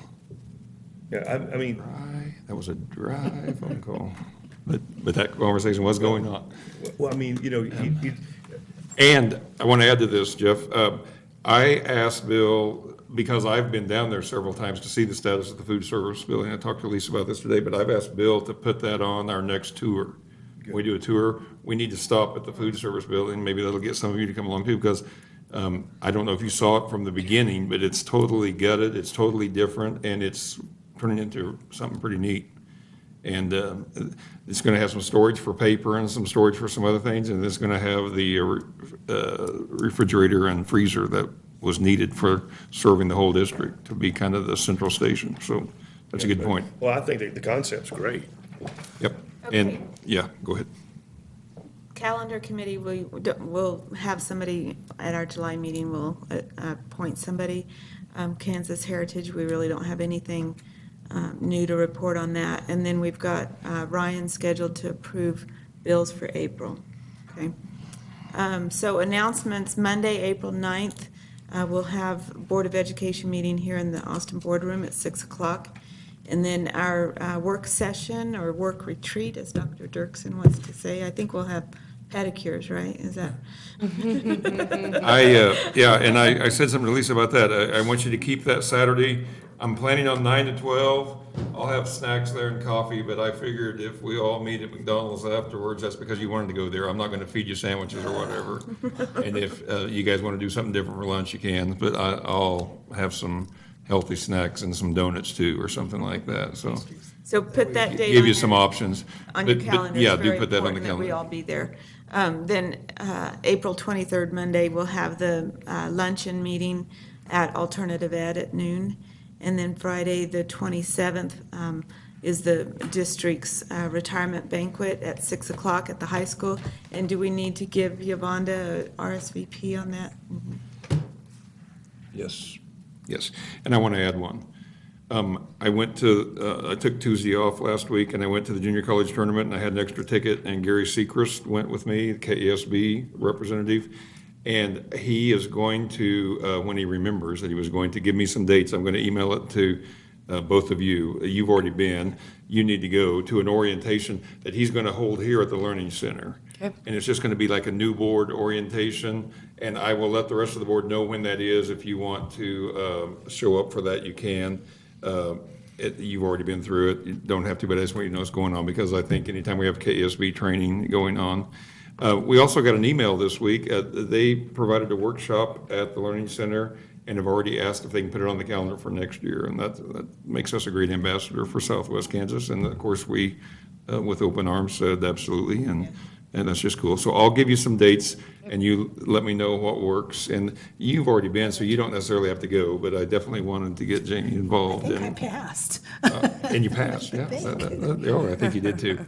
But I thought it was him in town, it might be worth it, because he's a very personable individual and easy to talk to, and has had experience as a superintendent and has worked with boards all across Kansas. So it's very good. So I just wanted to make you aware of that. I'll give you those dates when I get them.